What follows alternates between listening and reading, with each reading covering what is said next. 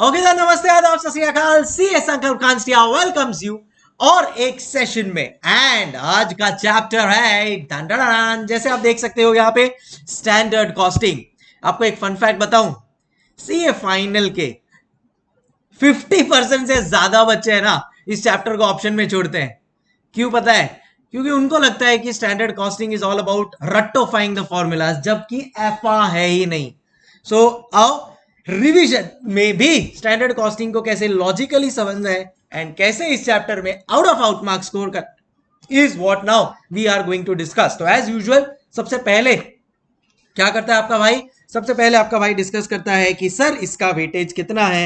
And जैफा की आप यहां पे देख सकते हो दैट हर अटेम्प्ट में स्टैंडर्ड कॉस्टिंग भी आता ही आता है।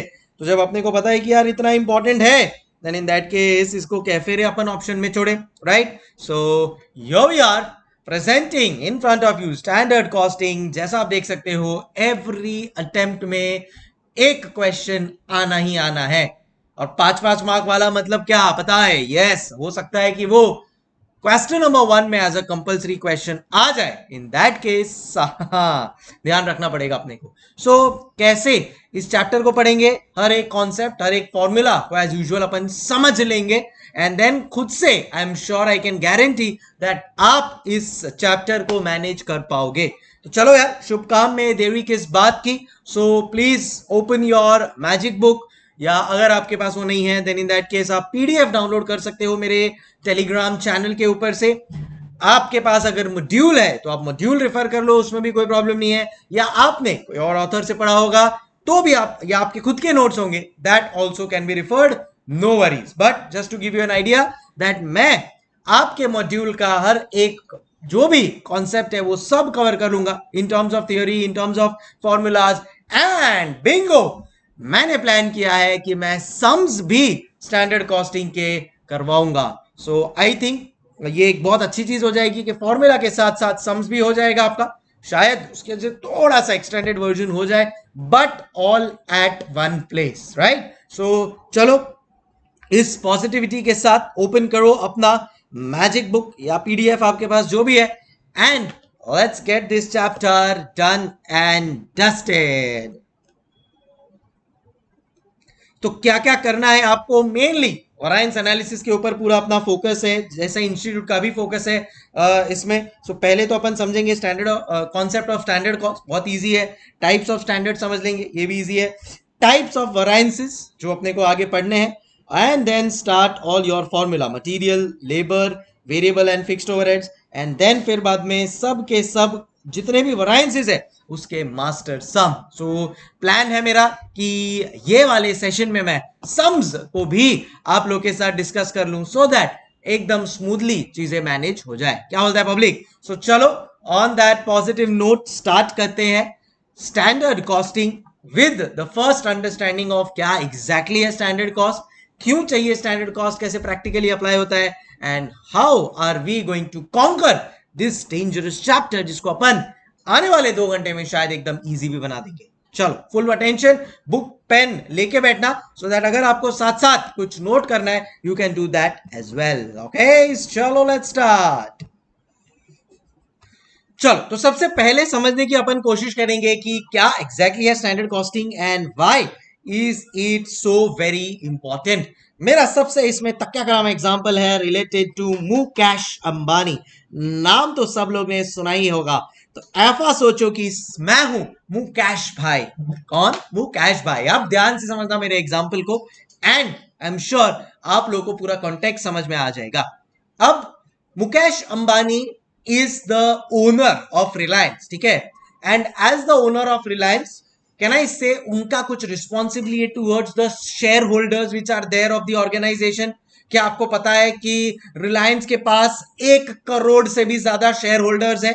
बराबर है? क्या आप लोग को ये आइडिया होगा, आप लोग ने लॉ में या कहीं पे पढ़ा होगा कि जो एक लिस्टेड कंपनी है Reliance, correct, and listed company में जो चेयरमैन एंड मैनेजिंग डायरेक्टर होता है वो एनुअल जनरल मीटिंग में अपने शेयर होल्डर्स के साथ डिस्कशन करता है दैट कैसा ओवरऑल कंपनी का परफॉर्मेंस हुआ था लास्ट ईयर एंड फ्यूचर में क्या उसका एक्सपेक्टेशन है, and that is where standard costing originated. जी हाँ, सबको लगता है कि यार स्टैंडर्ड कॉस्टिंग मतलब बस फॉर्मूला फॉर्मूला रट लो यार, ऐसा नहीं है।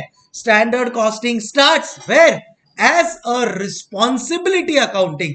और ये सबसे पहला रिस्पॉन्सिबिलिटी पता है किसका है? Mukesh Ambani, who is the chairman and managing director, जिसको सीएमडी कहते हैं, उनका रिस्पॉन्सिबिलिटी है टूवर्ड्स द शेयर होल्डर। क्या रिस्पॉन्सिबिलिटी है पता है मुकेश अंबानी का?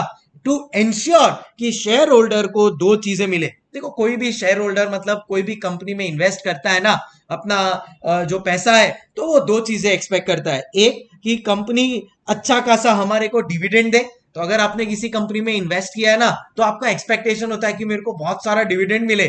और दूसरा एक्सपेक्टेशन होता है कि मार्केट में, स्टॉक मार्केट में मेरा जो शेयर है ना उसका प्राइस बढ़ जाए। इसको कहते हैं कैपिटल अप्रिसिएशन। मतलब मैंने अगर 1000 शेयर 100 रुपए में खरीदा है, तो वो 100 रुपए का भाव बढ़कर 200 हो जाए, 300 हो जाए, 500 हो जाए, और ऐसा होता भी है।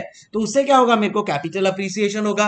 अब at the same time company को प्रॉफिट हो रहा है तो डिविडेंड भी देगा। अब ये दोनों चीज मुकेश अंबानी भी चाहता है कि शेयर होल्डर को खुश रखे, क्योंकि अगर शेयर होल्डर खुश रहेगा तो कंपनी का जो प्राइस है शेयर का वो बढ़ते जाएगा।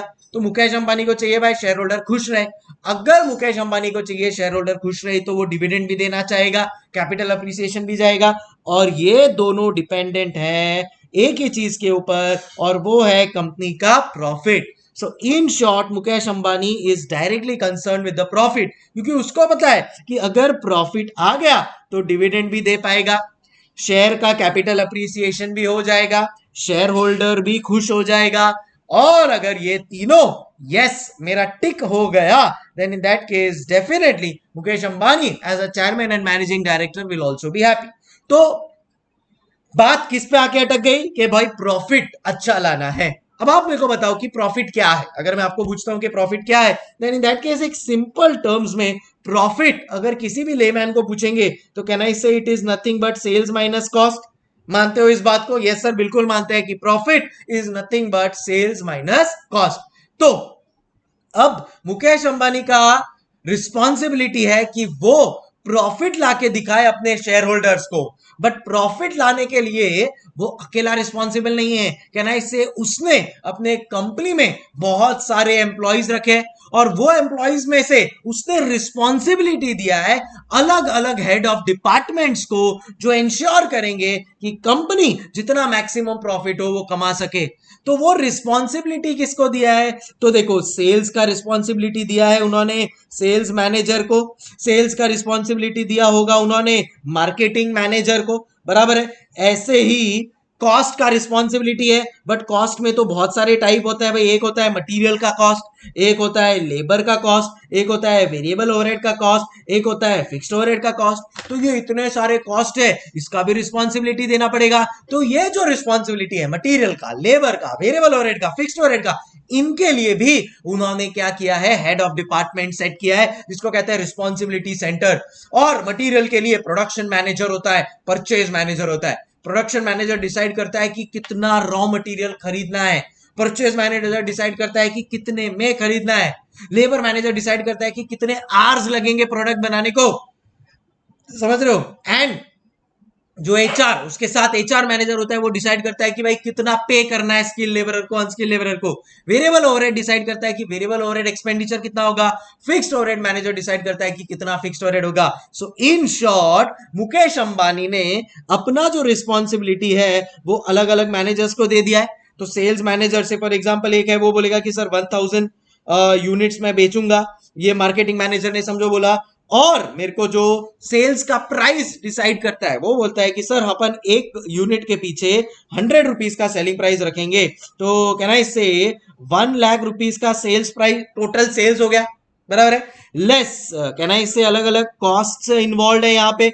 एक है मटेरियल का कॉस्ट, लेबर का कॉस्ट, वेरिएबल ओवरहेड का कॉस्ट, फिक्स्ड ओवरहेड का कॉस्ट। तो समझो मैं प्रोडक्शन मैनेजर के पास गया, प्रोडक्शन मैनेजर मेरे को बोलेगा कि सर अपने को है ना ये प्रोडक्ट बनाने के लिए 500 रॉ मटेरियल का जरूरत लगेगा, और एक रॉ मटेरियल मिलता है सर 10 रुपए में पर रॉ मटेरियल। तो कहना है इसे भाई मटेरियल कॉस्ट हो गया मेरा 5000 रुपया। से फॉर एग्जांपल लेबरर बोलता है कि सर अपने को ये प्रोडक्ट बनाने के लिए सर 7500 आवर्स लगेंगे, और एक आर का सर हो जाता है 2 रुपया पर आवर। तो 15,000 रुपया मेरे को लगेगा लेबर का।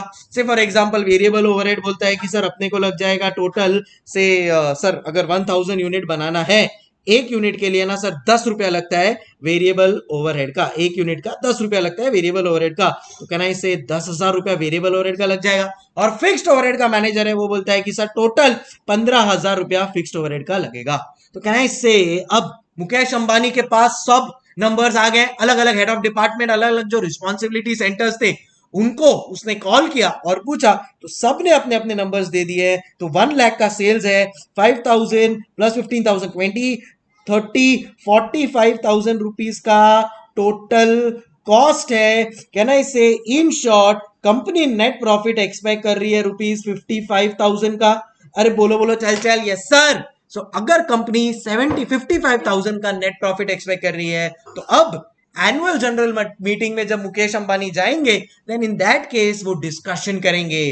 क्या डिस्कशन करेंगे आपको पता है? वो डिस्कशन करेंगे अपने शेयर होल्डर्स के साथ कि शेयर होल्डर्स, ये आने वाले साल में मेरी कंपनी अपनी कंपनी 55,000 रुपीज का नेट प्रॉफिट एक्सपेक्ट कर रही है। अभी अंडरस्टैंडिंग? एंड नेक्स्ट ईयर का जो एनुअल जनरल मीटिंग होता, उसमें यही डिस्कशन किया जाएगा कि आपने लास्ट ईयर बोला था कि 55,000 का नेट प्रॉफिट आएगा, क्या ये नेट प्रॉफिट एक्चुअल में आया है या नहीं आया है? अभी अंडरस्टैंडिंग? सो कहना इससे शेयर होल्डर को तो क्या चाहिए? शेयर होल्डर को तो चाहिए जितना ज्यादा प्रॉफिट हो। तो मुकेश भाई ने ये प्रॉफिट निकाल लिया है, शेयर होल्डर के साथ डिस्कस कर लिया है।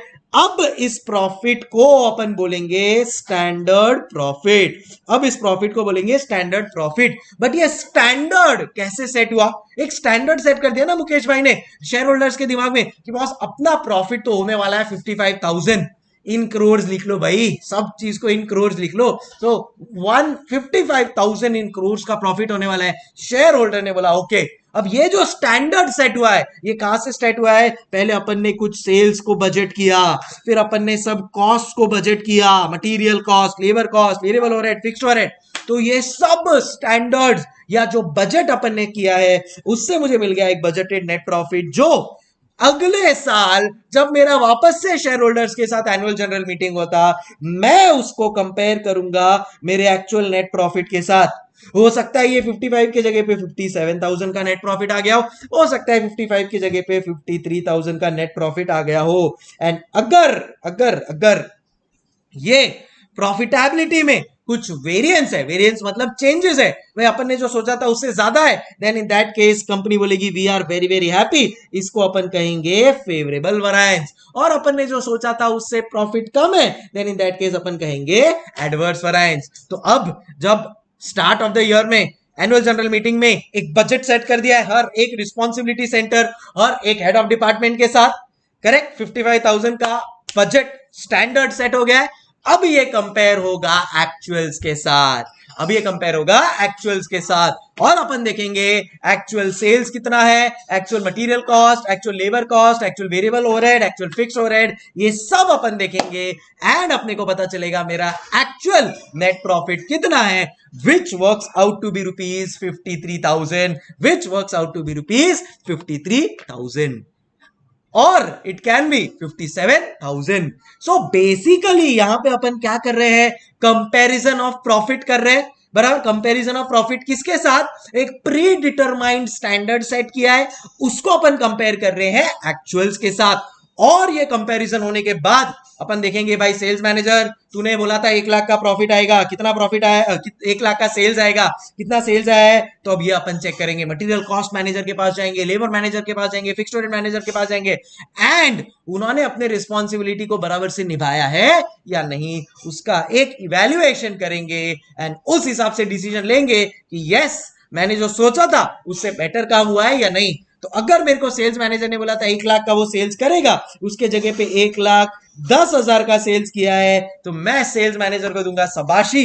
और अगर उसने उसकी जगह पे कल 90,000 का सेल्स किया है, तो मैं हो जाऊंगा उसके ऊपर गुस्सा। तो ये जो रिस्पॉन्सिबिलिटी का इवैल्यूएशन है, ये सब इंक्लूड होता है मेरे स्टैंडर्ड कॉस्टिंग में। तो अगर एक सिंपल लैंग्वेज में मेरे को स्टैंडर्ड कॉस्टिंग को डिफाइन करना हो, तो कहना है इससे मैं बोल सकता हूं कि ये है evaluation of net profit. Boss अपन क्या कर रहे हैं इसमें पता है, नेट प्रॉफिट को इवेल्युएट कर रहे हैं। ये जो इवेल्युएशन ऑफ नेट प्रॉफिट हो रहा है, क्या बोला, ये जो इवेल्युएशन ऑफ नेट प्रॉफिट हो रहा है, इस इवेल्युएशन के साथ आई विल इंश्योर, हाँ, इस इवेल्युएशन के साथ आई विल इंश्योर कि मैं रिस्पॉन्सिबिलिटी भी शेयर कर रहा हूं। तो ये हो जाएगा रिस्पॉन्सिबिलिटी एलोकेशन, बराबर है। देखो सबसे पहले मेरे को इवेल्युएट करना है क्या, नेट प्रॉफिट। कैसे करूंगा मैं, रिस्पॉन्सिबिलिटी एलोकेट करके। और ये कैसे होगा,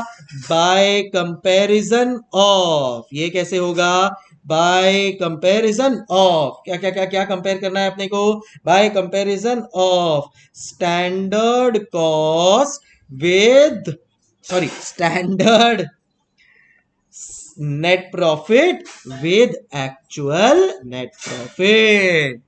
ए समझ गए। एंड इसके बाद जो इसका परफॉर्मेंस इवैल्यूएशन होगा, परफॉर्मेंस इवैल्यूएशन किसका होगा पता है, हर एक मैनेजर का होगा। परफॉर्मेंस इवैल्यूएशन मुकेश अंबानी का भी होगा। कौन करेगा ये परफॉर्मेंस इवैल्यूएशन, शेयर होल्डर। अगर जो सोचा था उससे ज्यादा प्रॉफिट लाए तो शेयर होल्डर बोलेगा हम इस कंपनी में इन्वेस्टेड रहेंगे और कंपनी का शेयर प्राइस बढ़ जाएगा, अदरवाइज नहीं बढ़ेगा। So overall this is what standard costing is all about, evaluation of net profit. खाली कॉस्ट, खाली सेल्स नहीं, पूरा नेट प्रॉफिट। कैसे करते हैं ये, रिस्पॉन्सिबिलिटी डाल के। सेल्स मैनेजर तेरा responsibility, material manager, labour manager, सबको रिस्पॉन्सिबिलिटी दे देंगे। फिर लास्ट में कंपेयर करेंगे standard net profit actual net profit के साथ, और परफॉर्मेंस इवैल्यूएशन हो जाएगा। ए समझ गए। तो इसको कहते हैं स्टैंडर्ड कॉस्टिंग। जी हाँ, ये टोटलिटी में होता है स्टैंडर्ड कॉस्टिंग। अगर आपके एग्जाम में स्टैंडर्ड कॉस्टिंग से रिलेटेड कुछ थ्योरी क्वेश्चन आया तो अब आपको पता है कि आपको क्या लिखकर आना है। तो चलो, ये एक लॉजिकली अपने को आइडिया तो आ गया, क्यों ना अब अपनी बुक में से हर एक कॉन्सेप्ट को इवैल्यूएट किया जाए एंड समझा जाए that how it actually practically works. तो चलो लेट्स गेट स्टार्टेड। तो भाई इन अ नटशेल स्टैंडर्ड कॉस्टिंग में आप हो मुकेश अंबानी, आप रिस्पॉन्सिबल हो प्रॉफिटेबिलिटी के लिए टू योर शेयर होल्डर्स, बराबर। But at the same time आपका जो स्टाफ है, आपका जो हेड ऑफ डिपार्टमेंट्स है, सेल्स का, मटेरियल का, लेबर का, फिक्स्ड ओवरहेड का, वेरिएबल ओवरहेड का, वो रिस्पॉन्सिबल है आपको वो नेट प्रॉफिट रिपोर्ट करने के लिए। तो आप क्या करोगे, एक स्टैंडर्ड सेट करोगे। वो स्टैंडर्ड सबके लिए सेट करोगे, सेल्स वालों के लिए, मटेरियल, लेबर, सबके लिए। वो स्टैंडर्ड के बेसिस पे आपको पता चलेगा भाई कितना स्टैंडर्ड नेट प्रॉफिट आने वाला है, which you will report to the share holders next year. वो कंपैरिजन होगा एक्चुअल का स्टैंडर्ड के साथ, और वो कंपैरिजन में ये भी पता चलेगा कि किसने कैफा परफॉर्म किया है। तो अगर नेट प्रॉफिट बढ़ा तो अपन बोल सकते हैं हाँ भाई मुकेश अंबानी ने अच्छा परफॉर्म किया शेयर होल्डर्स के लिए। सेल्स का ओवरऑल वैल्यू कम हुआ तो हो सकता है कि भाई सेल्स वालों ने अच्छा परफॉर्म नहीं किया। कॉस्ट बहुत कम हो गया तो हो सकता है कि हमारे कॉस्ट वालों ने बहुत अच्छा परफॉर्म किया। तो ये ओवरऑल एनालिसिस को कहते हैं स्टैंडर्ड कॉस्टिंग। अभी क्लियर? सो खाली फॉर्मूलाज नहीं है, इसके पीछे का ये बहुत बड़ा लॉजिक है जो आई होप आप लोग को क्लियर हो गया होगा। और अब उस बेसिस पे अपन आओ सॉल्व करते हैं आगे की चीजें। तो पहली चीज है what exactly is standard cost. देखो आप लोग को इंटरमीडिएट लेवल पे फोकस है कॉस्ट के ऊपर, मतलब variable overhead variance, fixed overhead variance. और ये जो वैरिएंस आता है, वैरिएंस क्यों आता है कि भाई हमने कुछ स्टैंडर्ड सेट किया था, हो सकता है हमने स्टैंडर्ड से अच्छा परफॉर्म किया, फेवरेबल वैरिएंस, बुरा परफॉर्म किया, एडवर्स वैरिएंस। बट यही तो एनालिसिस करनी है स्टैंडर्ड कॉस्टिंग में, राइट? हो सकता है मुकेश अंबानी ने जो प्रॉफिट बोला उससे ज्यादा प्रॉफिट कमा के लाया, फेवरेबल वैरिएंस, कम प्रॉफिट कमाया, एडवर्स वैरिएंस। यही तो एनालिसिस अपने को करना है स्टैंडर्ड कॉस्टिंग में, राइट? अभी क्लियर? तो चलो आओ डेफिनेशन के हिसाब से देखते हैं। The planned unit cost of the product. तो अपन प्लान कर रहे हैं cost of the product, quantity of the product, कितना क्वांटिटी सेल करना है, कितने सेलिंग प्राइस में, कितना quantity of raw material purchase करना है, क्या प्राइस में, सभी आ रहा है यार उसमें, right? So the planned unit cost of the product, component, service सब आ गया। Standard may be determined on a number of basis. Basis मतलब material, labor सब आ गए। The main use of standard cost is in performance measurement control। कि भाई जो हमने performance measurement सोचा था वैसा ही हो रहा है या नहीं। तो कैसे इवेल्युएट करोगे? Based on standard costing. आप भी अपने लिए कुछ स्टैंडर्ड सेट कर दो कि मुझे कॉस्टिंग में 90 मार्क्स लाना ही है, दैट बिकम्स अ स्टैंडर्ड। जब एक्चुअल रिजल्ट आएगा, आप कंपेयर करोगे तो आपको पता चलेगा आपका परफॉर्मेंस कैसा रहा, right? Okay, then stock valuation आप कर सकते हो स्टैंडर्ड कॉस्टिंग को यूज करके, and establishment of selling prices. So this is the main theme of standard costing. Why is standard costing needed? Prediction of future cost for decision making. देखो, मैं कौन हूं? मुकेश अंबानी। मेरे को नेट प्रॉफिट डिसाइड करना है, बट नेट प्रॉफिट के पहले कॉस्ट आएगा। तो भाई जो कॉस्ट आया है, material, labour, variable overhead, fixed overhead join करके, क्या वो कॉस्ट मेरे लिए फीजिबल है या उसको और कम करना है, वो सब मैं पहले से ही डिटरमाइन कर सकता हूं यूजिंग स्टैंडर्ड कॉस्टिंग, क्योंकि मेरे पास पहले से ही वो कॉस्ट का फिगर आ जाएगा। तो decision making will become much more easier and manageable. As standard costs are set after taking all present conditions, it is its future cost for purpose of cost estimation. So as standard costs are set after taking all present conditions, so आप current planning के साथ आप जो भी आपका standard cost है वो workout कर रहे हो। Provide target to be achieved. Standard cost provide target to be achieved. Standard cost is a target cost which should not be crossed by responsibility centers. Performance of a responsibility center is continuously monitored against set standards, and any variance from standard is noted, reported for appropriate action. So जो भी performance होगा continuously monitor करते रहेंगे अपन। भाई ठीक है, सोचा था 1 लाख का सेल्स करेंगे, 90,000 का हुआ है, चलो चलो चलो सेल्स बढ़ाओ, क्वांटिटी ज्यादा सेल करो, all of that. Used in budgeting and performance evaluation, interim profit measurement and inventory valuation. तो आप प्रॉफिट भी मेजर कर सकते हो यूजिंग स्टैंडर्ड कॉस्टिंग। सो अगर आप नोट करते हो, जो मेन पॉइंट्स है वो है prediction of future cost for decision making, उसके लिए काम आएगा। Targets to be achieved, budgeting and performance evaluation के लिए, profit measurement and inventory valuation के लिए, ये 4 चीज के लिए। तो अगर आपको एग्जाम में क्वेश्चन आता है व्हाट आर द यूजेस और व्हाई स्टैंडर्ड कॉस्टिंग नीडेड, तो ये 4 चीज कि भाई कॉस्ट पता चल जाएगा तो डिसीजन मेकिंग में इजी हो जाएगा कि हाँ भाई ये डिसीजन लेना है अपने को, करेक्ट। सेकेंड, क्या टारगेट अचीव करना है। थर्ड, परफॉर्मेंस मेजरमेंट करना है रेगुलर बेसिस पे, एंड अपने को देखना है कि भाई क्या प्रॉफिट आ रहा है, and that is what will determine or the reason for having standard costing. चलो कहानी को आगे बढ़ाते हैं। चलो अब देखते हैं टाइप्स ऑफ स्टैंडर्ड, ये फटाफट हो जाएगा। टाइप्स ऑफ स्टैंडर्ड में आते हैं 4। ये देखो मैं खुद से नहीं बता रहा हूं, इंस्टीट्यूट के मॉड्यूल में दिया हुआ है, तो डेफिनेटली यार अपना भी तो करना बनता है। ये देखो आपको है ना मॉड्यूल खोल के दिखाता हूं मैं यार, ये देखो टाइप्स ऑफ स्टैंडर्ड, ये आपका ही मॉड्यूल है ना, खुश शांति। ये देखो ideal standards, normal standards, basic और बोगी स्टैंडर्ड्स, करंट स्टैंडर्ड्स।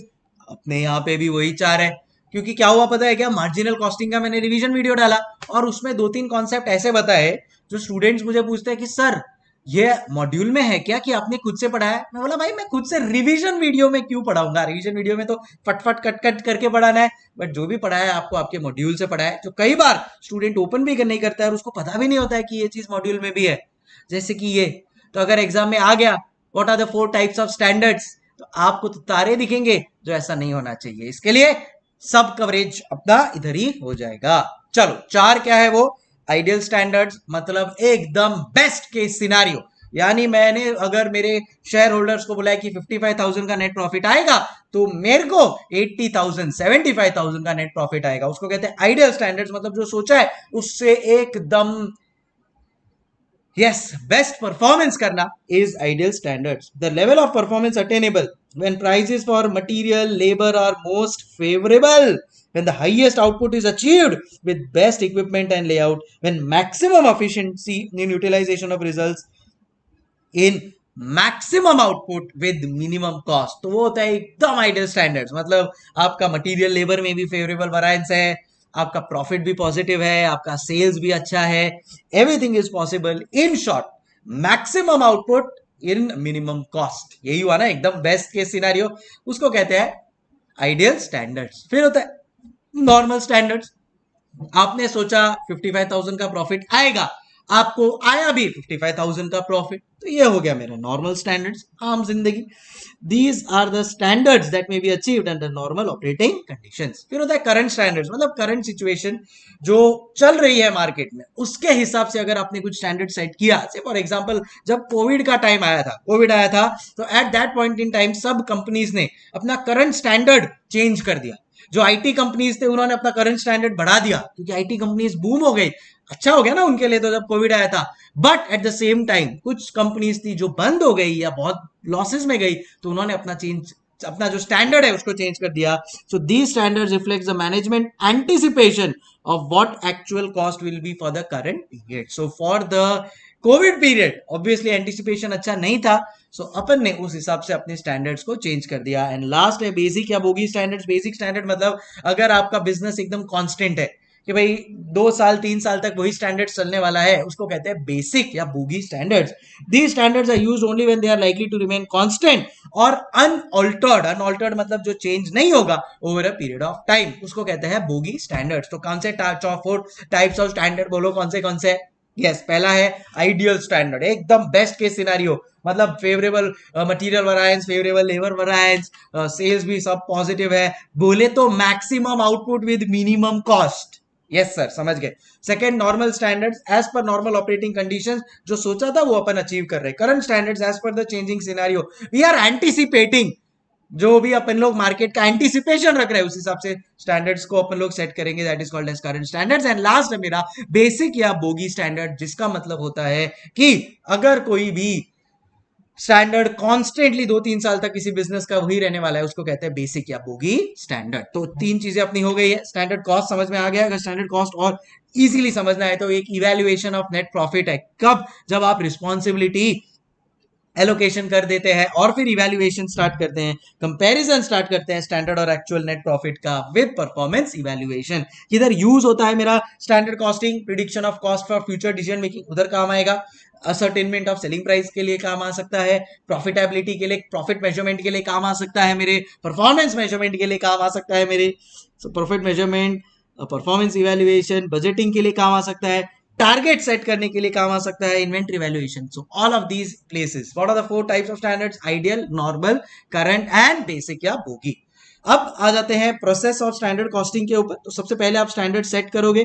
सो मुकेश अंबानी क्या किया? सबसे पहले sales manager, material managers, labour managers, fixed overhead, variable overhead managers के पास गया और उनको बोला भाई चलो तुम लोग का जो एक्सपेक्टेशन है कॉस्ट का या सेल्स का वो मुझे बता दो। तो एक स्टैंडर्ड सेट किया गया। फिर असर्टेनमेंट ऑफ एक्चुअल कॉस्ट, फिर बाद में आप देखोगे भाई एक्चुअल में क्या सिनेरियो हुआ है, comparison of actual with standard. फिर बाद में वरायंस को डिस्पोज करना है। डिस्पोजिशन ऑफ वरायंस मतलब अब आपको डिस्कशन करना पड़ेगा। डिस्पोजिशन यहां पे आप डिस्कशन भी कर सकते हो कि भाई समझो सेल्स, आप समझो मटेरियल वरायंस की बात करते हैं। आपके प्रोडक्शन मैनेजर ने बोला था कि 5,000 रॉ मटेरियल कंज्यूम होगा, बट उसने 5,500 रॉ मटेरियल कंज्यूम कर लिया। तो भाई ज्यादा कंज्यूम क्यों किया है? जो वरायंस हुआ है उसका आपका रिस्पॉन्सिबिलिटी है, तो आपको एक्सप्लेनेशन देना पड़ेगा, डिस्कशन करना पड़ेगा कि क्यों आई है वरायंस, ताकि ये डिस्कशन मुकेश अंबानी अपने शेयर होल्डर्स के साथ कर सके कि भाई देखो हमारा जो प्रॉफिट में चेंज आया ना वो मटीरियल की वजह से आया, मटीरियल का कॉस्ट बढ़ गया। हो सकता है कि ग्लोबल प्राइसेस की वजह से मटेरियल का कॉस्ट बढ़ गया, देन इन दैट केस तो वो डिस्कशन होता है कि भाई क्यों ये वरायंस आया है। समझ में आया? उसको कहते हैं disposition of variances and investigate the reasons for variance. तो ये इन्वेस्टिगेशन अपन करते रहेंगे कि क्या हुआ है, डिस्कशन करेंगे पहले तो क्या क्या वरायंस है, वो डिस्कशन के बेसिस पे इन्वेस्टिगेशन होगा and finally it will be communicated to the share holders. तो क्या करोगे? सबसे पहले स्टैंडर्ड सेट करोगे, फिर असर्टेनमेंट ऑफ एक्चुअल कॉस्ट, फिर आप कंपेयर करोगे, कंपेयर करने के बाद आप डिस्कशन करोगे क्या क्या वेरिएंसेस आए और फाइनली इन्वेस्टिगेट करोगे कि क्या रीजन है वरायंस का। एंड देन आता है टाइप्स ऑफ वरायंसेस। ये भी एग्जाम में आ सकता है question, types of variances. Star type of variances होता है, एक होता है कंट्रोलेबल। कंट्रोलेबल जो मेरे हाथ में है, फॉर एग्जांपल मार्केट में कोई पर्टिकुलर रॉ मटेरियल 12 रुपए में मिल रहा है, देन इन दैट केस अगर मैं वही रॉ मटेरियल मार्केट से 11 रुपए में या कम प्राइस में लेकर आया हूं तो वो मेरे हाथ में कंट्रोल में कि मैं जितने ज्यादा सप्लायर को मिलूंगा मैं उतने कम प्राइस में ला सकता हूं। In short if it is in my control. जैसे एग्जाम में अगर आपको अच्छे मार्क्स लाने तो वो आपके कंट्रोल में है, बराबर है कि भाई मैंने बराबर पढ़ाई किया, देन इन दैट केस मैं अच्छे मार्क्स ले आऊंगा। Controllable variance. अनकंट्रोलेबल वरायंस क्या होता है? अनकंट्रोलेबल वरायंस मतलब अगर कोई मार्केट सिनारियो चेंज हो गया, फॉर एग्जाम्पल आपने सोचा था कि आप 1 लाख रुपए का मटेरियल खरीदोगे, 10 लाख रुपए का आप सेल्स करोगे, बट कोविड की वजह से आपकी कंपनी का जो सेल्स है वो डाउन हो गया। अब कोविड आपके हाथ में है क्या? नहीं सर, वो एक्सटर्नल है। तो अगर ऐसा कोई चीज है, that is called as uncontrollable variance. तो आपके साथ ये जब डिस्पोजिशन ऑफ वैरायंस होता है ना, ये इधर जहां पे मैंने डिस्कशन लिखा है, ये जो डिस्पोजिशन ऑफ वैरायंस है, यहाँ पे डिस्कशन होता है कि भाई कौन सा वैरायंस कंट्रोलेबल है, अनकंट्रोलेबल है। अगर कंट्रोलेबल है देन इन दैट केस आप उसके लिए रिस्पॉन्सिबल हो। अगर अनकंट्रोलेबल है, जैसे मार्केट में कोविड आ गया या ग्लोबल कोई टेररिस्ट अटैक हो गया या वॉर हो गया, तो उसकी वजह से कुछ प्राइसेस चेंज हो गए, तो वो तो अपने हाथ में नहीं है ना, तो वो अनकंट्रोलेबल वैरायंस होता है। तो अनकंट्रोलेबल वैरायंस के लिए आप यूजुअली मैनेजर को रिस्पॉन्सिबल नहीं ठहराते हो, बट कंट्रोलेबल वैरायंस के लिए डेफिनेटली आप रिस्पॉन्सिबल करवाते हो। सो कंट्रोलेबल वैरायंस मतलब under normal working conditions, uncontrollable which occur due to conditions which are beyond the control of the responsibility center। फिर बाद में आता है मेरा फेवरेबल वैरायंस। फेवरेबल मतलब अच्छा, मैंने जो सोचा था उससे अच्छा हुआ। अगर मैं सेल्स सोच रहा हूं 1,10,000 हुआ तो अच्छा हुआ। मैं सोच रहा हूं मटेरियल कॉस्ट 1 लाख और मटेरियल कॉस्ट 1,10,000 हुआ तो बुरा हुआ, वो एडवर्स। कॉस्ट बढ़ता है तो बुरा होता है, एडवर्स। सेल्स बढ़ता है तो अच्छा होता है, फेवरेबल। उल्टा, कॉस्ट कम होता है तो अच्छा होता है, फेवरेबल। सेल्स कम होता है तो एडवर्स, अच्छा। क्लियर है एकदम? ठीक है सर। अब लास्ट में आ रहे हैं अपन लोग कि भाई क्या क्या टोटल वैरायंसेस पढ़ने हैं अपने को जी। हाँ, ये देखो, कॉन्सेप्ट ऑफ स्टैंडर्ड कॉस्ट समझ गया अपने को, टाइप्स ऑफ स्टैंडर्ड्स समझ गया अपने को। अब आ रहे हैं टाइप्स ऑफ वैरायंसेस के ऊपर। तो क्या क्या है मेरे टाइप्स ऑफ वैरायंसेस? जैसा मैंने आपको बोला कि eight intermediate level institute expect करता है कि खाली कॉस्ट के रिलेटेड वैरायंसेस हो। तो कौन है वो 4 कंपोनेंट कॉस्ट के? मटेरियल, लेबर, वेरिएबल ओवरहेड और फिक्स्ड ओवरहेड, राइट। इनको डिटेलिंग में अब अपन पढ़ेंगे। एंड ये जितने भी टाइप ऑफ वैरायंसेस है उसके पीछे का रीजन क्या है, बस वही तो मैं लॉजिकली आपको समझाऊंगा। तो ये वाला जो चार्ट है और ये वाला जो चार्ट है, ये मेरे हिसाब से मैं इसके फॉर्मूला अंडरस्टैंडिंग के साथ आपके साथ कवर करूंगा। तो मैं फॉर्मूला अंडरस्टैंड करवाऊं उसके पहले मैं एक एग्जांपल दूंगा और फिर आप लोगों को फॉर्मूला करवाऊंगा और फिर उससे रिलेटेड सम कर लेंगे अपन। कैसा लगा सिस्टम? सही है ना? तो चलो भाई, अब वैरायंसेस का फॉर्मूला का एक्सप्लेनेशन और उसका डेरिवेशन, अंडरस्टैंडिंग एंड उससे रिलेटेड एक सम करने का टाइम आ गया है। तो ये जो पार्ट है कि क्या क्या वैरायंसेस है, ये ऑटोमेटिकली हो जाएगा जब अपन सब वैरायंसेस कर लेंगे। क्या क्या टाइप्स ऑफ वैरायंसेस है और क्यों हुआ वो वैरायंस, और उसको कैसे अपन कम कर सकते हैं, सजेस्टिव कोर्स ऑफ एक्शन। कि भाई अगर कोई एडवर्स वैरायंस हो रहा है, प्राइस का वैरायंस एडवर्स हो रहा है, तो क्यों हो रहा है और उसको कैसे अपन कम कर सकते हैं, रीजंस एंड कैसे कम कर सकते हैं, ये भी मैं आप लोग को एक्सप्लेनेशन के साथ साथ डिस्कस कर लूंगा, राइट। सो ये अब पूरा पार्ट स्टार्ट हो रहा है and now we are finally going to start with our first variance and that is material related variances. देखो, अब तक आपको ये बात एकदम क्लैरिटी के साथ समझ गई होगी कि बॉस गेम है ना रिस्पॉन्सिबिलिटी अकाउंटिंग का है, कि बॉस आप किसको रिस्पॉन्सिबिलिटी देते हो एंड उस वो क्या स्टैंडर्ड सेट होता है उसके साथ, and then how does he perform with the standard set. Mukesh Ambani के लिए भी एक स्टैंडर्ड सेट किया है ना शेयर होल्डर्स के साथ कि भाई मुकेश अंबानी इतना प्रॉफिट कमा के दिखाएंगे। सो स्टैंडर्ड सेट किया है वहां पे। मुकेश अंबानी ने अपने जितने भी एम्प्लॉइज है, हेड ऑफ डिपार्टमेंट्स है, उन लोगों के साथ एक स्टैंडर्ड सेट किया है। So everywhere standards are set, एक रिस्पॉन्सिबिलिटी दिया है एंड देन वो रिस्पॉन्सिबिलिटी का कंपैरिजन होता है। इतना क्लियर है? तो सबसे पहला अपन लोग कौन सा कर रहे हैं? सबसे पहला अपन लोग कर रहे हैं मटीरियल वैरायंस। इन शॉर्ट, जितने भी कॉस्ट वैरायंसेस है, तो कितने कॉस्ट है total? I will tell you there are 4 major cost. आपको कोई भी लाइफ में प्रोडक्ट बनाना है ना, आपको दिखेगा ये 4 ही कॉस्ट है। पहला कॉस्ट मटेरियल, अगर ये पेन बनाना है, करेक्ट सर, रॉ मटेरियल तो चाहिए। अब रॉ मटेरियल आ गया सप्लायर के पास से, तो ऑटोमेटिकली तो ये पेन नहीं बन जाएगा, तो उसके लिए आपको लेबरर चाहिए जो ये पेन के मोल्ड में इसका काम करना चालू करेगा। काम तो हो रहा है, बट ये कहां पे हो रहा है? ये सब काम एक फैक्ट्री में हो गया मेरा fixed overheads and suppose electricity जो भी कंजम्पशन है और ये सब जो छोटे मोटे खर्चे हैं जो डिपेंडेंट है मेरे प्रोडक्शन के ऊपर, वो सब हो जाते हैं मेरे variable overhead. So there are 4 major cost. What are those 4 major cost? बोलो बोलो, चल चल, करेक्ट। फर्स्ट है मटेरियल, सो ये देख लेंगे अपन लोग, इधर लिख लेते हैं। फर्स्ट है मटेरियल, सेकंड है मेरा लेबर, थर्ड है मेरा overhead which is variable overhead and fourth है मेरा फिक्स्ड ओवरहेड। तो ये 4 वैरायंसेस है, उसमें से सबसे फर्स्ट जो है मटेरियल कॉस्ट वैरायंस, उसको अब अपन प्लान कर रहे हैं एंड समझने की कोशिश कर रहे हैं। तो अब पहला है मेरा मटीरियल वरायंसेस। मटीरियल वरायंसेस के लिए दो लोग रिस्पॉन्सिबल है। देखो, अगर मेरे को कोई भी प्रोडक्ट बनाना है ना, तो उसमें दो चीज चाहिए होती है। एक के मटीरियल कितना चाहिए एंड दूसरा कि कितने में वो मटीरियल आएगा। क्या बोला? एक के मटीरियल कितना चाहिए, जिसको कहते हैं quantity of material required, and दूसरा कितने में वो मटीरियल लेकर आएगा। अगर आपको पता होगा तो ये कितना क्वांटिटी आया रॉ मटेरियल का मल्टीप्लाई बाय एक रॉ मटेरियल का कितना प्राइस है, दोनों मिला के बन जाता है मेरा डायरेक्ट मटेरियल कॉस्ट। करेक्ट। सो ये क्वांटिटी कितना कंज्यूम होने वाला है, क्या बोला? क्वांटिटी कितना कंज्यूम होने वाला है, उसके लिए रिस्पॉन्सिबल होता है मेरा प्रोडक्शन मैनेजर। एंड कितने प्राइस पे उसको लेकर आना है, उसके लिए रिस्पॉन्सिबल होता है मेरा परचेज मैनेजर। सो अगर आपके पास ये टेलीग्राम से अगर आपने डाउनलोड किया होगा या आपके पास ये बुक आ गई होगी, देन इन दैट केस आपको ये दोनों चीज दिख जाएगी कि एक होता है मेरा प्रोडक्शन मैनेजर जो कितना कंज्यूम होने वाला है मटेरियल, उसके लिए रिस्पॉन्सिबल है मटेरियल यूजेज वैरिएंस, एंड कितने में मैं वो खरीदने वाला हूं उसके लिए रिस्पॉन्सिबल है मेरा परचेज मैनेजर। ए समझ गए? सो कह रहे हैं इससे ये दोनों लोग रिस्पॉन्सिबल है। एंड कितना कंज्यूम होने वाला है, क्वांटिटी, कितने में अपन खरीदेंगे वो रॉ मटेरियल, प्राइस, ये दोनों को मिला के बनता है मेरा डायरेक्ट मटेरियल कॉस्ट। अब पहले अपन स्टैंडर्ड सेट करेंगे और फिर एक्चुअल से कंपेयर करेंगे। तो पहले मैं बुलाऊंगा मेरे प्रोडक्शन मैनेजर को। प्रोडक्शन मैनेजर को पूछूंगा कि प्रोडक्शन मैनेजर कितना standard quantity of raw material upon consume करने वाले हैं, समझ रहे हो? तो उसको मेरे को बताना पड़ेगा कि कितना प्रोडक्शन होने वाला है। सो दैट इज वेयर मैं क्या करता हूं पता है, मैं पहले सेल्स मैनेजर के पास जाता हूं, उससे पता कर लेता हूं कि भाई कितना सेल्स होगा, जिससे मुझे पता चल जाता है कि कितना डिमांड जनरेट होने वाला है। तो जितना डिमांड जनरेट होगा, सीधी सी बात है, उतना अपन प्रोडक्शन करेंगे।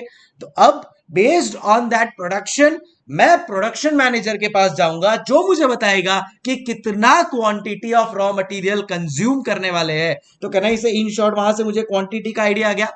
एंड फिर बाद में परचेज मैनेजर के पास जाऊंगा और इसको मैं बोलूंगा कि सुन, प्रोडक्शन मैनेजर को इतने क्वांटिटी ऑफ रॉ मटेरियल चाहिए, जरा जाके मार्केट से लेकर आ जाना। तो कितने में लेकर आएगा तू, क्या उसका कॉस्ट पड़ेगा, वो बता दे, कॉस्ट पर रॉ मटेरियल। ये दोनों को मिला के बन जाता है मेरा स्टैंडर्ड मटेरियल कॉस्ट, जो मेरे material cost, material standard material cost या मटेरियल कॉस्ट वैरिएंस का सबसे पहला इंग्रेडिएंट है। And that you can see here is standard material cost. समझ में आ गया? प्रोडक्शन मैनेजर, परचेज मैनेजर साथ में मिला के ये स्टैंडर्ड मटेरियल कॉस्ट बनाते हैं। कितना कंज्यूम करना है मेरे को एक प्रोडक्ट बनाने के लिए एंड कितना उसका कॉस्ट लगने वाला है ये एक रॉ मटेरियल का। क्लियर है? माइनस फिर ऑब्वियसली मैं कंपैरिजन तो एक्चुअल से करूंगा, सीधी सी बात है भाई। हमारे को प्रोडक्शन मैनेजर ने बोला था कि सर 10,000 यूनिट्स बनाने के लिए 10,000 रॉ मटेरियल की जरूरत पड़ेगी, मतलब एक यूनिट के लिए एक रॉ मटेरियल। हो सकता है कि वो 11,000 रॉ मटेरियल कंज्यूम कर लिया, भाई इनएफिशिएंट होगा, नहीं पता चला। तो प्रोडक्शन मैनेजर को अपन बोलेंगे कि भाई तूने ज्यादा कंज्यूम किया है, ज्यादा कंज्यूम किया मतलब ज्यादा मेरे को कॉस्ट लग गया, तो तेरा एडवर्स वेरिएंस हो जाएगा। समझ रहे हो लॉजिक?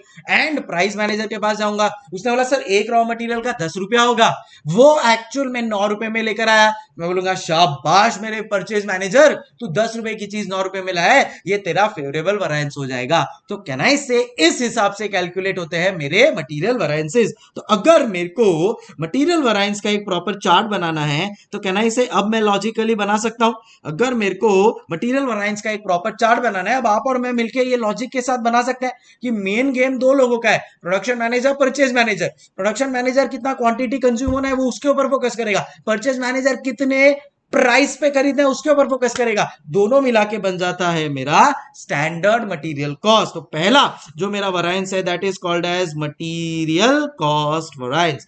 पहला जो मेरा वैरिएंस है that is called as material cost variance. This material cost variance formula क्या आएगा, पहले मुझे फाइंड करना पड़ेगा कितना स्टैंडर्ड मटेरियल कॉस्ट है। अच्छा मैं क्या बोल रहा हूं, ये स्टैंडर्ड मटेरियल कॉस्ट कैफे वो आएगा, ये स्टैंडर्ड मटेरियल कॉस्ट कैसे वो आएगा, कैफे कैलकुलेट होगा, बोलो बोलो, tell tell. So it will be standard quantity, किसका स्टैंडर्ड क्वांटिटी, रॉ मटेरियल का standard quantity, multiply by standard rate पर material minus minus minus actual material cost से उसको अपन लोग माइनस करेंगे, एक्चुअल मटेरियल कॉस्ट से उसको अपन लोग इवेल्युएट करेंगे. So actual quantity into actual rate पर मटेरियल, एक्चुअल रेट पर material. Are you understanding guys? अगर मेरा स्टैंडर्ड मटेरियल कॉस्ट जो मैंने सोचा था वो ज्यादा है, एक्चुअल मटेरियल कॉस्ट कम है, मतलब मैंने अच्छा परफॉर्म किया है, वो हो जाएगा मेरा फेवरेबल वैरिएंस. अदरवाइज आ जाएगा मेरा एडवर्स वैरिएंस.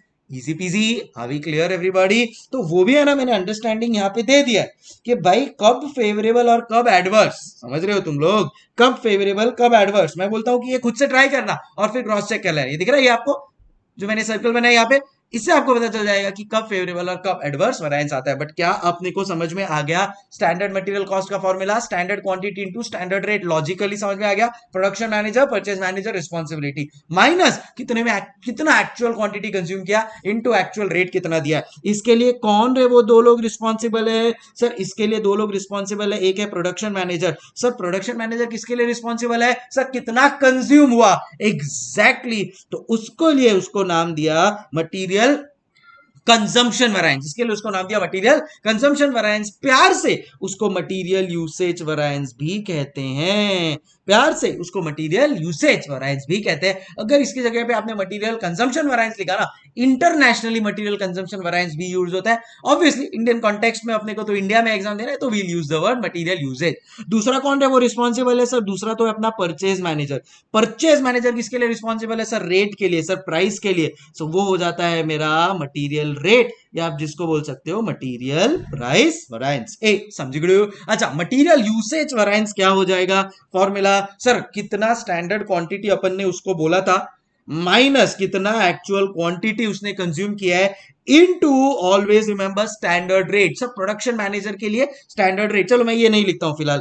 तो कैन आई से इनका अगर मुझे वैरिएंस फाइंड करना है तो स्टैंडर्ड क्वांटिटी कितना सोचा था और एक्चुअल क्वांटिटी कितना कंज्यूम किया है उस बेसिस पे आएगा. और यही अगर मेरे को रेट मैनेजर का निकालना है तो standard rate minus actual rate आ जाएगा. मल्टीप्लाई किससे करेंगे? सो यहां पे देखो कितना स्टैंडर्ड क्वांटिटी सोचा था, समझो 10,000 रॉ मटेरियल.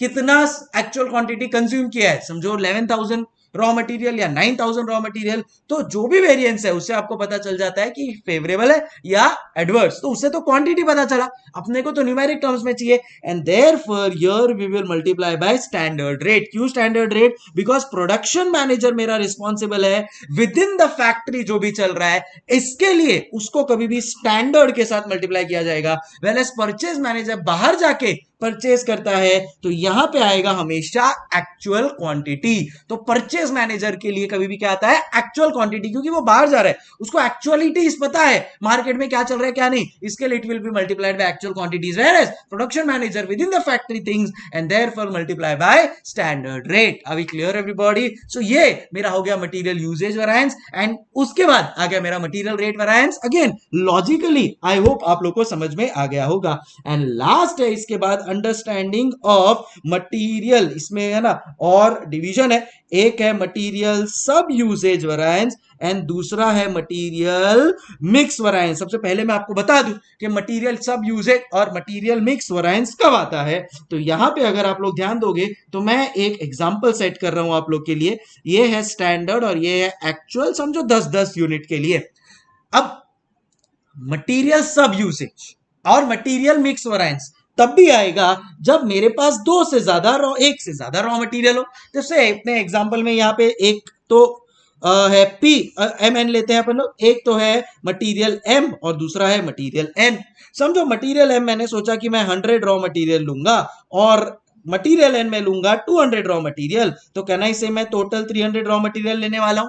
अब क्वांटिटी के साथ रेट अमाउंट फ्रैंकली स्पीकिंग सब यूसेज हो रहा है, इसमें कोई फ्रैंकली फर्क नहीं पड़ता है. तो फोकस अपना इधर है कि अपना कितना स्टैंडर्ड क्वांटिटी अपन ने सोचा है. फोकस क्वांटिटी के ऊपर है क्योंकि अभी अपन लोग क्या कर रहे हैं पता है? अपन सब डिवाइड कर रहे हैं यूसेज वैरिएंस को और यूसेज का सबसे फोकस किसके ऊपर है? क्वांटिटी के ऊपर है. तो सब यूसेज और मिक्स भी क्वांटिटी के ऊपर फोकस करता है. बोलते हैं ना यूसेज वैरिएंस पेरेंट है अब जैसा पेरेंट्स करते हैं बच्चे वैसे ही बनेंगे ना यार। तो सब यूसेज और मटेरियल मिक्स भी क्वांटिटी के हिसाब से ही इवेल्युएट किया जाएगा।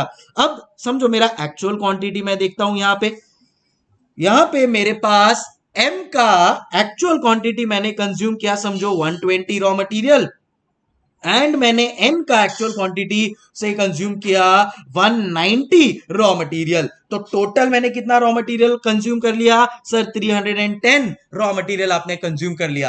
अब सबसे पहला क्वेश्चन कि कब आएगा मेरा मटेरियल सब यूसेज वेरिएंस एंड कब आएगा मेरा मटेरियल रेट वेरिएंस? मैं आपको बताता हूं।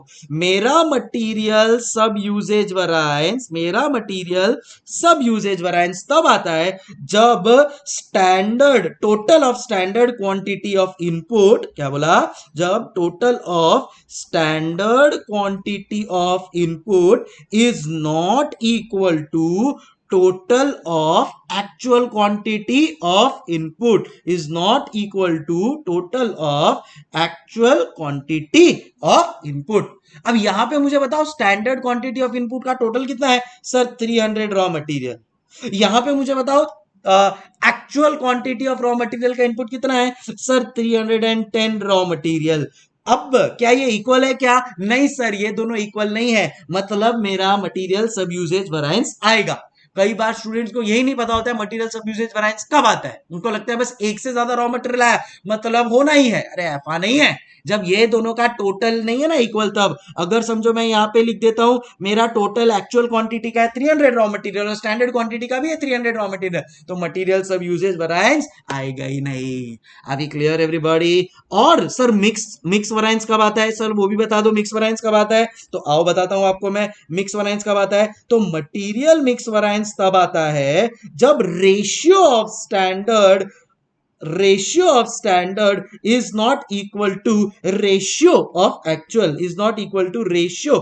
actual अगर आप रेशियो ऑफ स्टैंडर्ड देखोगे ना, यहां पे है 1:2 एंड मेरा एक्चुअल में कितना है? It is 1.2:1.9। ये दोनों इक्वल नहीं है। अगर ये दोनों इक्वल नहीं है then in that case material mix variance आएगा। कब? जब रेशियो इज नॉट इक्वल। समझो अगर मेरा ये 120 और 240 होता तो रेशियो 1:2 आ जाता। इन दैट केस मेरा मटेरियल मिक्स वेरिएंस आता ही नहीं। समझ अभी क्लियर एवरीबॉडी? तो this is where becomes so important. क्या become so important to understand कि बॉस कब कौन सा वेरिएंस आएगा। तो क्लियर हो गया आपको कब मटेरियल सब यूसेज वेरिएंस आएगा, कब मटेरियल मिक्स वेरिएंस आएगा। अब इसका कैलकुलेशन कैसे करना है, चलो आओ वो आप लोग को दिखाता हूं। अब इसका कैलकुलेशन कैसे करना है वो आप लोग को दिखाता हूं। आओ ये अपन एज इट इज एग्जांपल को ही कंटिन्यू करेंगे। तो यहां पे मैंने कॉपी कर लिया है and here we are. Yes, तो ये समझो अपना एग्जाम्पल को अपन कंटिन्यू करते हैं। ओके यस, तो चलो अब कैसे कैलकुलेट करेंगे अपन मटेरियल सब यूसेज एंड मिक्स वेरिएंस। एक जादू करूंगा मैं और आपको देखना क्लियर हो जाएगा। सिर्फ एक काम करना है, बीच में यहां पे लिखना है SMQ which is called as standard mix quantity. बीच में उधर लिखना है अपने को SMQ which is called as standard mix quantity.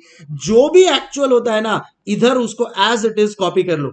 जो भी एक्चुअल होता है ना एज इट इज कॉपी कर लो। तो यहां पे आप कॉपी कर लोगे as it is 310 raw material, as it is आप कॉपी कर लोगे 310 रॉ मटेरियल एंड रेशियो आप ले लोगे 1:2। सो अगर आपके हाथ में कैलकुलेटर है तो 310 डिवाइड बाय 3, सो 103.33, तो 103 लिख देते हैं उसको, माइनस 103 माइनस 310 यहां पे आ जाता है 207। यहां पे आ जाता है 207। अभी क्लियर एवरीवन? सो 310 रॉ मटेरियल का एक्चुअल इन स्टैंडर्ड रेशियो। बस एक चीज आप लोग से एक्सपेक्टेशन है कि ये आप बना लोगे ना तो मेरा काम हो जाएगा। क्या किया पता है मैंने ना? SMQ कैलकुलेट किया। कैसे कैलकुलेट किया SMQ?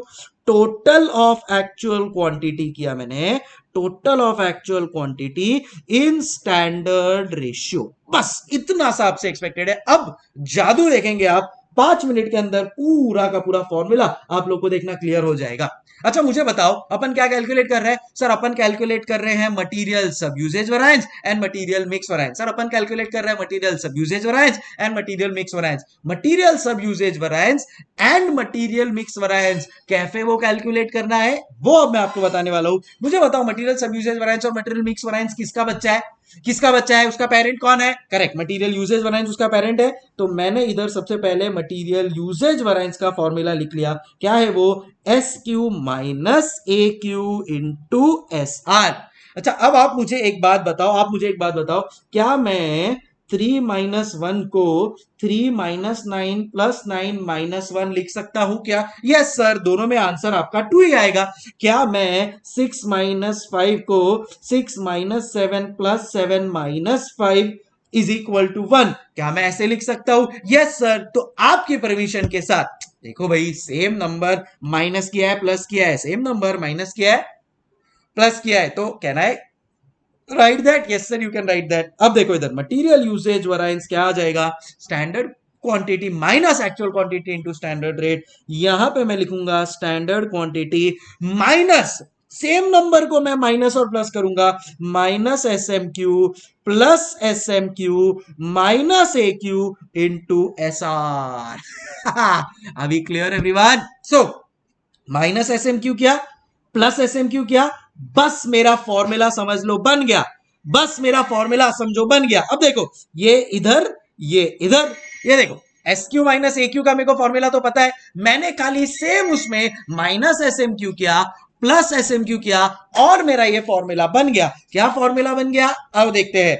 S Q minus S M Q बन गया है मेरा एक फॉर्मूला, and S M Q minus A Q बन गया है मेरा फॉर्मूला। यस, यही तो फॉर्मूला है किसका? मटेरियल सब यूसेज और मटेरियल मिक्स का। देखो मल्टीप्लाई बाय एस आर तो दोनों में कॉमन है, तो वो तो मल्टीप्लाई कर दिया। बिंगो, जादू, ये रहा मेरा मटेरियल सब यूसेज का फॉर्मूला एंड ये रहा मेरा बिंगो मटेरियल मिक्स का formula. Simple.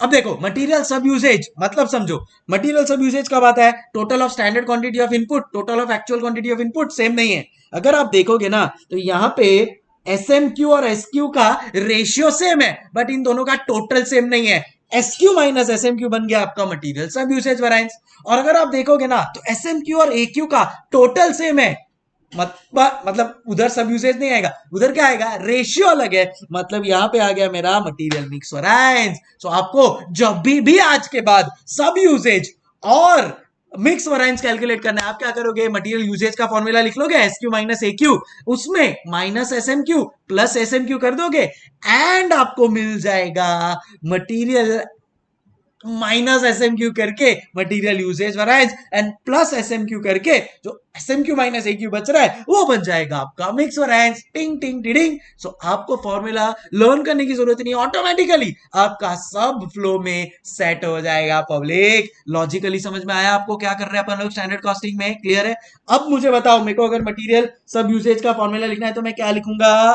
Sir S Q minus S M Q plus S M Q, तो माइनस एस एम क्यू इधर आ जाएगा। और क्या बोला सर आपने? और आपने बोला है मटेरियल मिक्स वेरिएंस, वो क्या आ जाएगा? S M Q minus A Q into S R. Simple. तो माइनस एस एम क्यू वाला पार्ट इधर आ गया, प्लस एस एम क्यू वाला पार्ट इधर आ गया, दोनों फॉर्मूला भी रेडी है मेरा। बस एस एम क्यू कैसे कैलकुलेट करना है सर वो तो समझ गया, आपने बताया वैसे कि भाई ये जो टोटल ऑफ एक्चुअल आया ना उसका अपने को इधर लिख देना है टोटल, और रेशियो लेना है स्टैंडर्ड वाला। बन गया अपना एस एम क्यू एंड बन गए अपने सारे formulas of material variances in front of you. जी हाँ, एंड आप जैसा यहाँ पे देख सकते हो हर एक चीज मैंने यहाँ पे प्रेजेंट कर दी है, हर एक चीज मैंने यहाँ पे प्रेजेंट कर दी है। बस एक लास्ट पॉइंट आपको बोलना है कि हमेशा जब भी आप कंपैरिजन करो ना, जब भी आप कंपैरिजन करो ना स्टैंडर्ड और एक्चुअल का, जब भी आप स्टैंडर्ड और एक्चुअल का कंपैरिजन करो ना तो उसमें दोनों का आउटपुट सेम होना चाहिए, दोनों का आउटपुट सेम होना चाहिए। नहीं समझे? मैं आपको बता दूं। समझो स्टैंडर्ड आपने बनाया था 10,000 यूनिट्स ऑफ आउटपुट के लिए, समझो स्टैंडर्ड आपने बनाया था 10,000 यूनिट्स ऑफ आउटपुट के लिए, और एक्चुअल में आपने प्रोड्यूस किया है 10,500 यूनिट्स ऑफ आउटपुट। हाँ, ये दोनों आउटपुट की बात कर रहा हूं। समझो आपने स्टैंडर्ड बनाया था 10,000 यूनिट्स आप बनाने वाले हो आउटपुट। समझो आपने बोला था 10,000 पेन्स बनाने वाले हो, पेन एक आउटपुट है, आउटपुट की बात कर रहा हूं। आपने सोचा था 10,000 पेन्स बनाने वाले हो। अब आपने सोचा था 10,000 पेन्स बनाओगे, उसके लिए आप 10,000 रॉ मटेरियल कंज्यूम करोगे, उसके लिए आप 10,000 रॉ मटेरियल कंज्यूम करोगे, बट आपने तो 10,500 पेन्स बना दिए, तो सीधी सी बात है उसके लिए आपका ज्यादा कंजम्पशन हुआ रहेगा। समझो 10,250 रॉ मटेरियल का कंजम्पशन हुआ होगा। अब आप मुझे बताओ क्या ये दोनों कंपेरेबल है क्या? नहीं सर वो 10,000 जो रॉ मटेरियल है वो तो 10,000 यूनिट्स के लिए है, बट अपन ने तो एक्चुअल में 10,500 यूनिट्स बनाया, तो उस हिसाब से तो 10,500 रॉ मटेरियल आना चाहिए था स्टैंडर्ड। बट अब ये दोनों इन शॉर्ट में बताने की कोशिश कर रहा हूं, कंपेरेबल नहीं है। तो अगर ऐसा सिचुएशन होता है जहां पे आपने स्टैंडर्ड कुछ और आउटपुट के लिए सेट किया था बट एक्चुअल में आउटपुट कुछ और हो रहा है ना, तो उन दोनों को कंपेयर मत करो। उससे अच्छा नया स्टैंडर्ड बना दो कि भाई जितना एक्चुअल आउटपुट बना है उतना ही मेरा स्टैंडर्ड के लिए कितना कंजम्पशन लगता, वो बना दो। इसका मतलब मैं आपको बता रहा हूं कि अगर यहां पे 10,000 यूनिट्स ऑफ स्टैंडर्ड आउटपुट के लिए आपने ये बनाया है, अब एक्चुअल में आपने 10,500 बनाया है, तो आप इसको इधर एक रिवाइज्ड स्टैंडर्ड डाल दो। ये रिवाइज्ड स्टैंडर्ड आप बनाओगे 10,500 यूनिट्स के हिसाब से कि भाई अगर 10,000 यूनिट्स के लिए 10,000 रॉ मटेरियल यूज हुआ है तो 10,500 के आउटपुट के लिए कितना रॉ मटेरियल यूज होगा। So sir 10,500 raw material, can I से अब मेरा ये दोनों कंपेरेबल है, एक्चुअल और रिवाइज कंपेरेबल है। अब तक आप मुझे बताओ क्या स्टैंडर्ड और एक्चुअल कंपेरेबल है या रिवाइज्ड एंड एक्चुअल कंपेरेबल है? Sir revised and actual. So बस एक चीज आपको ध्यान में रखनी है कि जब भी आप मेरे साथ या कोई भी आप सम कर रहे हो ना, सो आपका जो स्टैंडर्ड का आउटपुट है ना should be equal to actual का आउटपुट। मैं भी बात कर रहा हूं आउटपुट की, इनपुट है, इनपुट तो कंपेयर करना है, आउटपुट सेम होना चाहिए ताकि इनपुट कंपेयर कर सके। So make always same output, make always same output and then compare, make always same output for standard and actuals and then compare ए सब जिगड़ू। इसी के साथ मैं बोलता हूं कि अपना पूरा मटेरियल वेरिएंसेस हो गया है। देखो मटेरियल वेरिएंस में अपन ने काफी टाइम इन्वेस्ट किया है for a reason.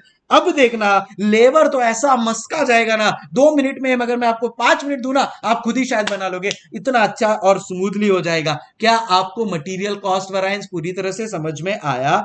If yes then in that case मैं बोल सकता हूं कि अब आने वाला जो है फटाफट और भी बाकी वेरिएंसेस भी आपके हो जाएंगे। Are we clear? सो इधर देखो material cost variance, standard material cost minus actual material cost, SQ into SR minus AQ into AR. SQ मतलब standard quantity for actual output. ये देखो अभी भी मैं बोल रहा हूं स्टैंडर्ड का जो आउटपुट है वो एक्चुअल और एक्चुअल के आउटपुट के साथ सेम होना चाहिए आउटपुट, ताकि अपन इनपुट को कंपेयर कर सके। आई होप आपको क्लियर हो गई होगी चीजें। मटेरियल प्राइस वेरिएंस में रेट को कंपेयर कर रहे हैं, यूजेज वेरिएंस में क्वांटिटी ऑफ इनपुट को कंपेयर कर रहे हैं अपन लोग, सब यूजेज में एसक्यू माइनस एसएमक्यू, मिक्स में एसएमक्यू माइनस एक्यू। एंड इसी के साथ अब अपना मटेरियल वेरिएंस वाला जो भी कॉन्सेप्ट है पूरी तरह कंप्लीट हो गया है। आई होप आपको भी समझ में आ गया होगा पब्लिक।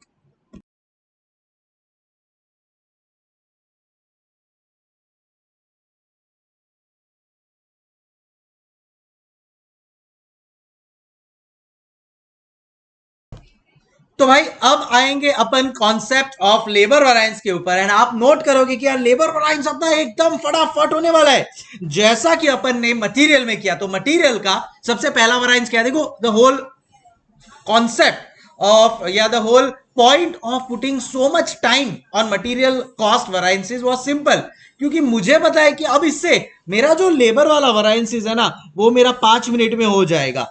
तो एक कहावत है कि अगर आपको झाड़ को, एक बहुत बड़ा झाड़ होता है, ट्री होता है, उसको काटना होना, एक कहावत है, कोई झाड़ को नहीं काटना चाहता है, हम भी इको फ्रेंडली है, बट अगर आपको कोई झाड़ को काटना हो ना तो वो झाड़ काटने के पीछे बहुत ज्यादा टाइम मत लगाइए। उससे अच्छा आपका जो एक्स है ना, जो आपका हथियार है, उसको इतना शार्प बना लो कि एक टक मारो और झाड़ नीचे। सो वैसे ही कुछ अपन ने किया, कॉन्सेप्ट वाला इतना स्ट्रांग बना दिया अपने यहाँ पे कि अब देखना लेबर कॉस्ट वेरिएंसेस इतने स्मूथली निकलेंगे ना, बता रहा हूं मैं। तो सबसे पहला लेबर में कौन सा वेरिएंस होता है, तो ये अपना हेडिंग आ गया लेबर वेरिएंसेस का।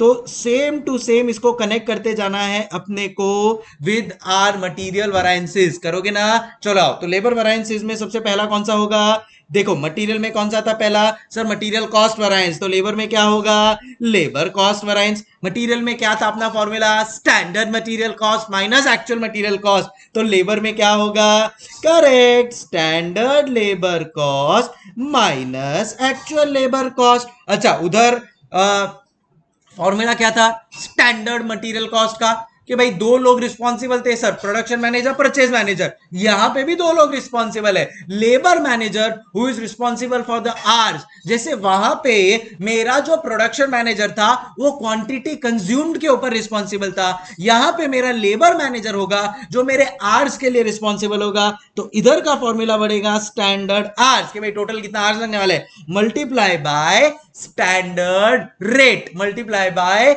Standard rate. रेट के लिए कौन रिस्पॉन्सिबल होता है, एचआर मैनेजर। एक्चुअल में प्रैक्टिकल लाइफ में भी जो आपका सैलरी और वो सब डिस्कशन होता है ना, वो आपका एचआर मैनेजर के साथ होता है। सो आपका दो मैनेजर यहां पे भी है, लेबर मैनेजर और एचआर मैनेजर। तो मेरा लेबर मैनेजर है वो है स्टैंडर्ड आवर्स इनटू मेरा स्टैंडर्ड रेट, इनटू मेरा स्टैंडर्ड रेट पर लेबर आवर। एक आर का, एक घंटे का मैं कितना पे करने वाला हूं उसका स्टैंडर्ड रेट बन गया मेरा टोटल स्टैंडर्ड लेबर कॉस्ट। वहां पे क्या था, correct, standard quantity into standard rate या स्टैंडर्ड प्राइस माइनस मेरा यहां पे है actual labour cost. Actual labour cost का फॉर्मूला क्या हो जाएगा, actual hours into actual rate पर लेबर आवर। अभी क्लियर, देखा एकदम स्मूथ लग रहा है, ठीक है। वहां पे भी मेरे दो बाइफरकेशन थे, यहां पे भी मेरे दो बाइफरकेशन होंगे। वहां पे क्या दो बाइफरकेशन थे, मटेरियल यूसेज वेरिएंस जिसके लिए प्रोडक्शन मैनेजर रिस्पॉन्सिबल था, यहां पे है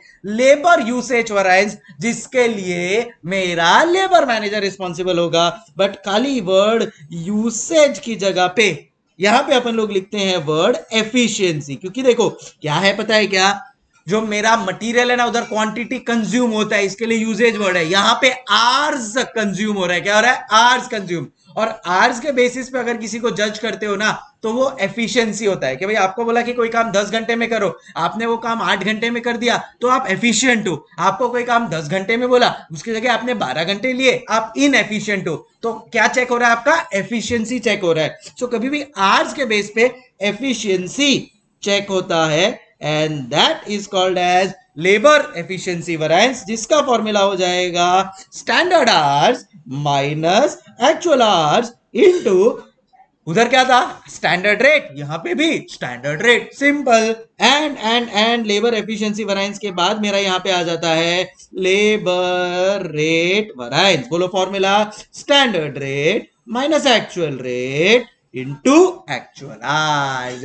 समझ गए, अभी क्लियर एवरीबॉडी। सो इसी के साथ हो गया मेरा ये कॉस्ट वेरिएंस, लेबर के वेरिएंसेस। अच्छा लेबर एफिशिएंसी, उधर सर मटेरियल यूजेज दो पार्ट में डिवाइड हुआ था, भाई यहाँ पे भी कर देते हैं ना बच्ची, क्यों टेंशन लेते हो।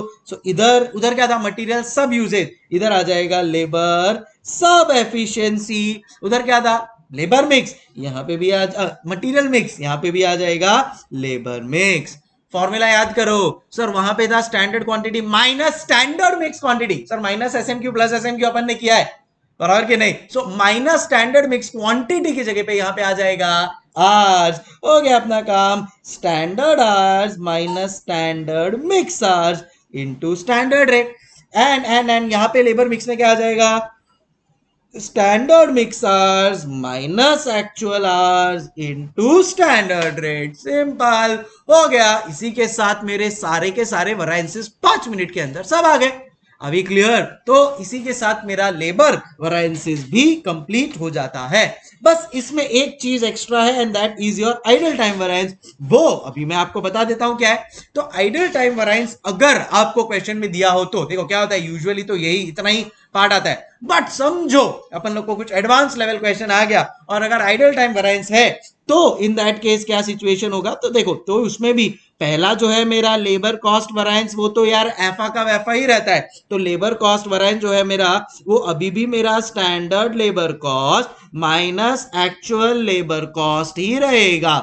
अभी भी मेरा standard labour cost standard hours into standard rate minus actual hours into actual rate, यही रहेगा। ठीक है, अब बाइफर्केशन कहां पे आता है, यहां पे आता है labour efficiency variance, labour idle time variance and labour rate variance.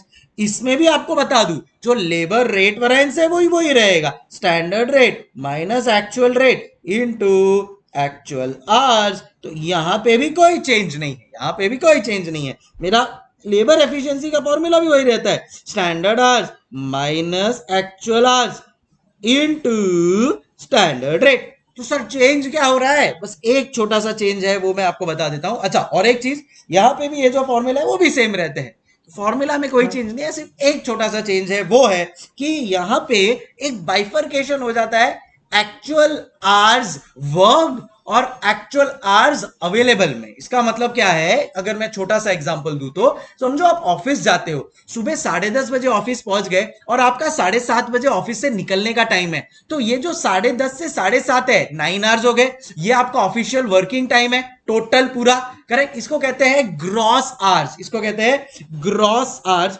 और इसको टेक्निकल लैंग्वेज में कहते हैं एक्चुअल आवर्स पेड, क्योंकि आपको ये पूरे के पूरे 9 घंटे के लिए पेमेंट मिल रहा है। बट क्या आप 9 घंटा कंटिन्यूअसली काम करते हो क्या, आप मुझे बताओ, 10:30 से 7:30 कंटिन्यूअसली काम करते हो, या बीच में लंच ब्रेक लोगे, बीच में थोड़ा कॉफी ब्रेक ले लोगे, बीच में थोड़ा बायो ब्रेक ले लोगे, तो वो जो टाइम है ना, उसको कहते हैं एक्चुअल आवर्स वर्क। कि भाई मैं ना बीच में 1 घंटा मेरा निकाल दू, 9 घंटा कंटिन्यूअसली मैं कोई थोड़ा मशीन हूं जो काम करते रहूंगा, 1 घंटा बीच में साइड साइड पे निकाल दो, so that is called as net hours, ये हो जाएगा एक्चुअल आवर्स वर्कड। एंड अब जो मेरा बच जाता है उसको कहते हैं आइडल टाइम, समझे। तो मैं तो इधर 9 आवर्स काम करने वाला था, इसकी जगह पे मैंने 8 आवर्स ही काम किया, और जेन्युइनली, मतलब ऐसा नहीं कि 1 घंटा टाइम पास किया, बट 1 घंटा तो खाने में, लंच में, कॉफी में, बायो ब्रेक में निकल जाता है। तो ये जो आइडल टाइम आता है ना, इसको मल्टीप्लाई करते हैं अपन लोग स्टैंडर्ड रेट पर आवर के हिसाब से, अपने को मिल जाता है आइडल टाइम वरायंस, अपने को मिल जाता है आइडल टाइम वरायंस, एंड ये आइडल टाइम वरायंस एक ऐड हो गया, बस सिंपल। बाकी पूरा फॉर्मूला तो वही है, बस याद रखना है कि यहां पे अब एक्चुअल आवर्स की जगह पे लिखना है एक्चुअल आवर्स पेड, मतलब ग्रॉस वाला पूरा वाला आवर्स। यहां पे भी अपन लिखते हैं ग्रॉस वाला, खाली एक जगह पे आता है net hours, and this is this, यहां पे आता है एक्चुअल आवर्स वर्क। जो मेरा नेट आवर्स है ना, वो मेरा खाली यहां पे आ जाता है।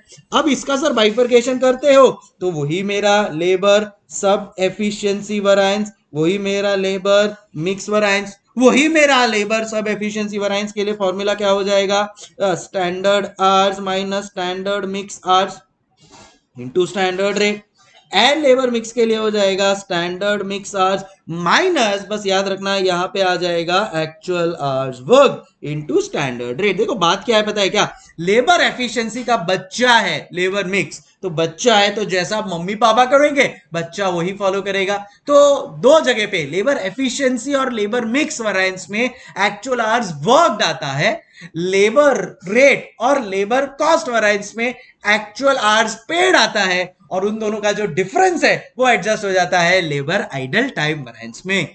अभी एब्सोल्युटली क्लियर क्या, खुद से भी आप लिख पाओगे क्या पूरा, डेफिनेटली सर। बस ये रहा, देखो रिस्पॉन्सिबिलिटी किसका है लेबर कॉस्ट वरायंस का, एक लेबर मैनेजर, एक HR personal manager. Labour cost variance standard labour cost minus actual labour cost, फिर एक है efficiency standard hours minus actual hours into standard rate, rate का देखो standard rate minus actual rate. Idle time है always adverse ही रहेगा, क्योंकि idle time ऐसा time है जहां पे कोई काम नहीं कर रहा है बट उसको फिर भी आप पेमेंट कर रहे हो, तो सीधी सी बात है वो तो आपका ऑलवेज ऑलवेज ऑलवेज एडवर्स ही रहेगा। फिर उसके अंदर सब efficiency variance standard hours minus standard mix hours, and mix variance standard mix hours minus actual hours, and इसी के साथ कंप्लीट होता है मेरा लेबर वरायंसेस एज वेल। एंड यहाँ पे आप जैसा देख सकते हो आपको कब फेवरेबल कब एडवर्स है उसका भी आइडिया दे दिया है। तो भाई अगर अपन ने जो आवर्स सोचा था उससे ज्यादा एक्चुअल में आवर्स कंज्यूम किया तो ज्यादा पे करना पड़ेगा, वो एडवर्स बन जाता है, एंड वाइस वर्सा। और रेट में अपन ने सोचा था 10 रुपए देंगे, 11 रुपया दिया, then in that case adverse हो जाता है अगर ज्यादा दिया तो वो भी यहाँ पे एक्सप्लेन कर दिया है। आपके पास पूरा का पूरा डायग्राम रेडी है। आई होप पूरा का पूरा आपको लेबर कंप्लीट क्लियरली हो गया होगा। तो इसी के साथ मेरे दो वरायंसेस हो गए हैं, मटेरियल वरायंसेस, लेबर वरायंसेस। कॉमन इसमें भी वो बात रहेगी ही रहेगी जो यहां पे अपन ने लिखी है, make always same output for standard and an actual and then compare. भाई सीधी सी बात है भाई, अगर मैंने बोला था 10,000 यूनिट बनाने के लिए 10,000 घंटे लगेंगे, तो अगर मैंने 11,000 यूनिट बनाए तो वो 11,000 यूनिट के लिए जो आवर्स लगने वाला है वो 10,000 यूनिट के आवर्स से कंपेरेबल ही नहीं होंगे। तो उसके लिए मुझे स्टैंडर्ड को पहले एक्चुअल पे लेके जाना है। स्टैंडर्ड जो 10,000 यूनिट के लिए सेट किया था उसकी जगह पे स्टैंडर्ड एट एक्चुअल पे ले आना है और फिर एक्चुअल के साथ कंपेयर करना है, सिंपल। सो यहां पे भी मैं वही लिखूंगा, make always same output, make always same output for standard and actual, जिसको कहते हैं अपन को बना देने का स्टैंडर्ड एंड एक्चुअल। देखो अभी मैं बोलो आउटपुट सेम करके इनपुट को कंपेयर करना है, समझ रहे हो? बस यही हो गया मेरा लेबर वरायंसेस यार, हो गया ना झटाक से पटाक से एकदम दिमाग में। चल प्लीज एवरीबॉडी ध्यान दे देना एक बार फटाफट खुद से, मैं तो बोलता हूँ फॉर्मूलाज भी लिख लो, काम हो जाएगा यार आपका।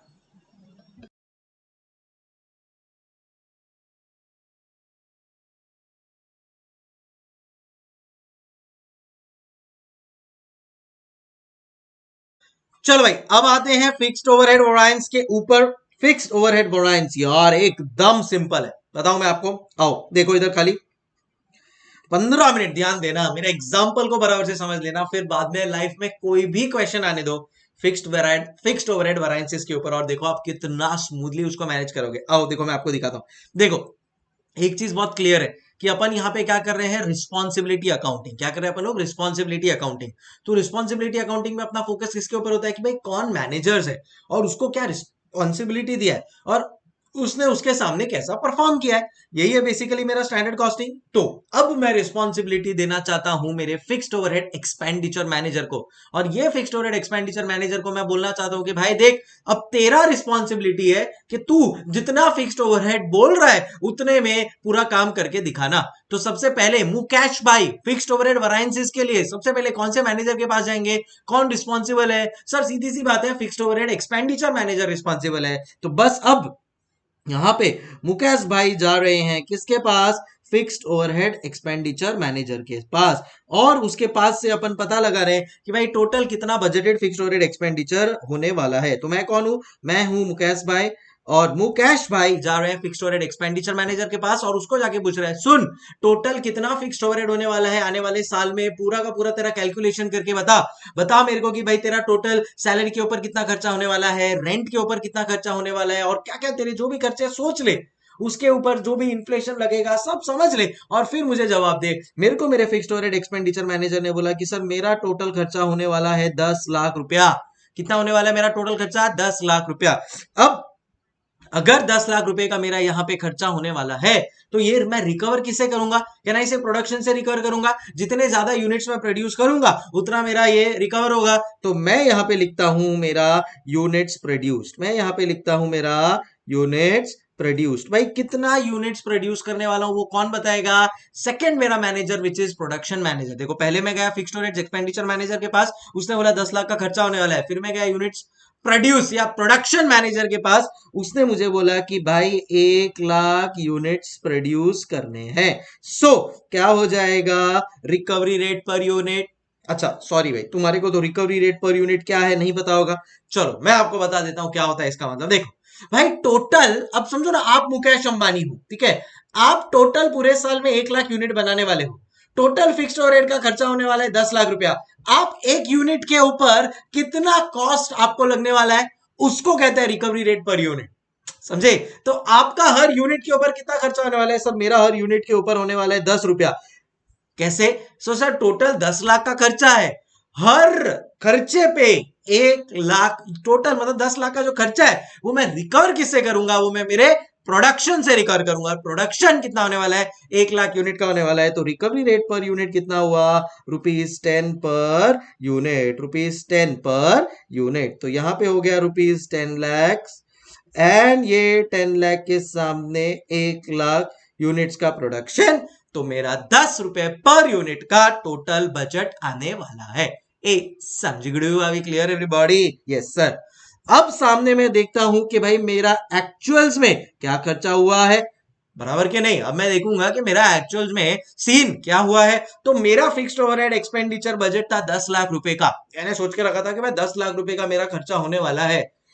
टोटल प्रोडक्शन किया 1 लाख यूनिट का, और 1 यूनिट के ऊपर ₹10 का मेरा फिक्स्ड कॉस्ट लग रहा है। ये मुझे समझ में आ गया। ऐसा सोचो ना, आपका कोई जगह है, आपने रेंट पे लिया है, ₹10 लाख का आप रेंट दे रहे हो, टोटल 1 लाख यूनिट्स प्रोड्यूस कर रहे हो। तो इन शॉर्ट हर यूनिट पे ₹10 मेरा रेंट पे जा रहा है। यही हुआ उसका एक्सप्लेनेशन, यही हुआ उसका अंडरस्टैंडिंग, करेक्ट।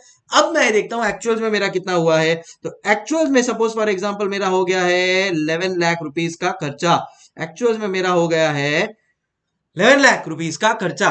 और समझो यूनिट्स प्रोड्यूस कितना हुआ है, समझो मेरा यूनिट्स प्रोडक्शन हुआ है 95,000 यूनिट्स। अब at this point in time ये लेवल पे मुझे अब कैलकुलेट करना है कि मेरा फिक्स्ड ओवरहेड वेरिएंसेस क्या हुआ है। तो देखो आओ मैं कैलकुलेट करके आपको दिखाता हूं। सो सबसे पहला है मेरा फिक्स्ड ओवरहेड कॉस्ट वेरिएंस। सबसे पहला है मेरा फिक्स्ड ओवरहेड कॉस्ट वेरिएंस। आप मुझे बताओ कि फिक्स्ड ओवरहेड कॉस्ट वेरिएंस क्या होगा। चलो, तो फिक्स्ड ओवरहेड कॉस्ट वेरिएंस का मतलब होता है कि आपने फिक्स्ड ओवरहेड्स के नाम पे कितना पैसा रिकवर किया और एक्चुअल में उससे रिलेटेड कितना खर्चा हुआ। फिक्स्ड ओवरहेड के नाम पे एक्चुअल में आपने कितना खर्चा किया और उसके सामने आपका कितना रिकवर हुआ। सर आप क्या बोले, उसका मतलब नहीं समझा, मैं आपको समझाता हूं। देखो, आपने ये स्टार्टिंग में ही सोच लिया था कि आप हर यूनिट के ऊपर ₹10 रिकवर करने वाले हो, बराबर है। अपन ने ये पहले ही प्लान कर लिया था ना, इसीलिए तो मुकेश भाई पहले गए फिक्स्ड ओवरहेड एक्सपेंडिचर मैनेजर के पास, उसने बोला 10 लाख। फिर अपन गए प्रोडक्शन मैनेजर के पास, उसने बोला 1 लाख यूनिट। तो बस मुझे ये चीज बहुत क्लियर हो गई कि ₹10 में हर एक यूनिट के ऊपर रिकवर करूंगा। अब मैंने एक्चुअल में कितना प्रोड्यूस किया, मैंने एक्चुअल में प्रोड्यूस किया 95,000 यूनिट्स। इसका मतलब ये है कि मैं टोटल 95,000 यूनिट्स के सामने हर यूनिट पे 10-10 रुपए रिकवर कर रहा हूं। मतलब total 9,50,000 rupees is what I am recovering. And उसके सामने मेरा खर्चा कितना हुआ है, 11 लाख रुपए का खर्चा हुआ है। समझे क्या? सो इसको कहते हैं रिकवर्ड फिक्स्ड ओवरहेड्स। इसको कहते हैं रिकवर्ड फिक्स्ड ओवरहेड्स, या इसको आप बोल सकते हो अब्सॉर्ब्ड फिक्स्ड ओवरहेड, जिसको आप बोल सकते हो अब्सॉर्ब्ड फिक्स्ड ओवरहेड्स, या इसको आप बोल सकते हो एक्चुअल प्रोडक्शन, इसको आप बोल सकते हो actual production into recovery rate per unit. मतलब कितना आपने प्रोड्यूस किया और हर यूनिट पे आपको कितना पैसे मिले, minus actual fixed overheads, minus actual fixed overheads. तो बस कितना अपन ने रिकवर किया। तो भाई मैं बोलूंगा कि यार देखो 95,000 यूनिट्स मैंने प्रोड्यूस किया और हर यूनिट पे मैं ना 10-10 रुपया रिकवर कर रहा हूं। सामने मेरा खर्चा कितना हुआ, खर्चा हुआ मेरा 11 लाख रुपए का। तो आप मुझे बताओ कि मैंने रिकवर किया है फिक्स्ड ओवरहेड के नाम पे 9,50,000। तुम लोग समझ रहे हो ना रिकवर? भाई अपन ने तो स्टार्टिंग में हर यूनिट पे फिक्स्ड ओवरहेड के नाम पे 10 रुपया रिकवर करेंगे, अपन ने स्टार्टिंग में फिक्स कर लिया था। अब अपन ने अगर खाली 95,000 यूनिट ही बनाया तो अपन तो उतना ही रिकवर कर पाएंगे, जितना प्रोड्यूस किया उतना मार्केट में बेचेंगे, और उसके ऊपर हर यूनिट के ऊपर 10-10 रुपया अपन ने फिक्स्ड ओवरहेड का डाल के रखा पहले से ही, तो अपन तो 9,50,000 ही रिकवर कर पाएंगे। बट खर्चा हो गया अपना ज्यादा, खर्चा हो गया अपना 11 लाख का। तो आप मुझे बताओ ये अच्छी बात या बुरी बात? डेफिनेटली बुरी बात। आपको रिकवर हुआ है खाली 9,50,000, आपका खर्चा हो गया 11 लाख का। इसका मतलब 1,50,000 आपका ज्यादा खर्चा हो गया है। It is adverse. समझे क्या? It is adverse. अब इसको अपन फर्दर सब डिवाइड करेंगे। ये जो 1,50,000 है इसको अपन फर्दर सब डिवाइड करेंगे। तो ये 1,50,000 जो एडवर्स आया है ये किन दो महानुभावों की वजह से आया, किन दो लोगों की वजह से आया? तो आप बोलेंगे कि सर एक तो है ना अपना ये जो फिक्स्ड ओवरहेड्स एक्सपेंडिचर मैनेजर है ना उसकी वजह से। सर उसने बोला था हीरो ने कि सर 10 लाख का ही खर्चा होगा, 11 लाख का खर्चा करके आया वो सर। ऐसा थोड़ी ना चलता है सर। तो 1 लाख एक्स्ट्रा उसने खर्चा किया। सो इसके लिए फॉर्मूला बन जाएगा भाई, तूने क्या बजटेड फिक्स्ड ओवरहेड बोला था और एक्चुअल फिक्स्ड ओवरहेड का कितना खर्चा हुआ है। तो सर बजटेड फिक्स्ड ओवरहेड उसने बोला था 10 लाख का, पर एक्चुअल में खर्चा हुआ है 11 लाख रुपए का। हाँ, 11 लाख का मेरा खर्चा हो गया है। सो यहाँ पे मैं बोल दूंगा 1 लाख मेरा क्या हो जाता है ये। अरे बोलो बोलो, चल चल, करेक्ट, इट बिकम्स एडवर्स। जो सोचा था उससे ज्यादा खर्चा किया। एंड उसी के सामने है मेरा दूसरा, which is fixed overheads production manager. उसको नाम दिया है फिक्स्ड ओवरहेड्स वॉल्यूम वेरिएंस, क्योंकि यहाँ पे वॉल्यूम का गेम है। तो वॉल्यूम का क्या गेम है यहाँ पे कि हमने सोचा था 1 लाख यूनिट बनाएंगे, हम खाली 95,000 यूनिट्स बना पाए। कम यूनिट बनाओगे तो कम रिकवरी करोगे, कम रिकवरी करोगे तो सीधी सी बात है it is going to be adverse. तो यहां पे फॉर्मूला आ जाता है भाई, आपने क्या बजटेड प्रोडक्शन सोचा था और आपका एक्चुअल में क्या प्रोडक्शन हुआ है, multiplied by recovery rate per unit. तो आपने सोचा था 95,000 यूनिट्स का प्रोडक्शन आप करोगे और आपने एक्चुअल में 1 लाख, ओ उल्टा उल्टा उल्टा उल्टा, आपने सोचा था आप 1 लाख यूनिट का प्रोडक्शन करोगे, बट आप खाली 95,000 यूनिट्स का ही प्रोडक्शन कर पाए हो। देखो समझो बात को, अगर आपने कम प्रोडक्शन किया तो आप कम रिकवर करोगे ना। ज्यादा प्रोडक्शन करता तो मुझे ज्यादा फिक्स्ड ओवरहेड मिल पाता। कितना कम मिल रहा है, हर यूनिट पे 10 ही रुपया मिलता है। सो कैन आई से 50,000 एडवर्स मेरा यहाँ पे हो गया। दोनों मैच होके टैली हो गए और इसी के साथ मेरा ये फॉर्मूला भी बन जाता है।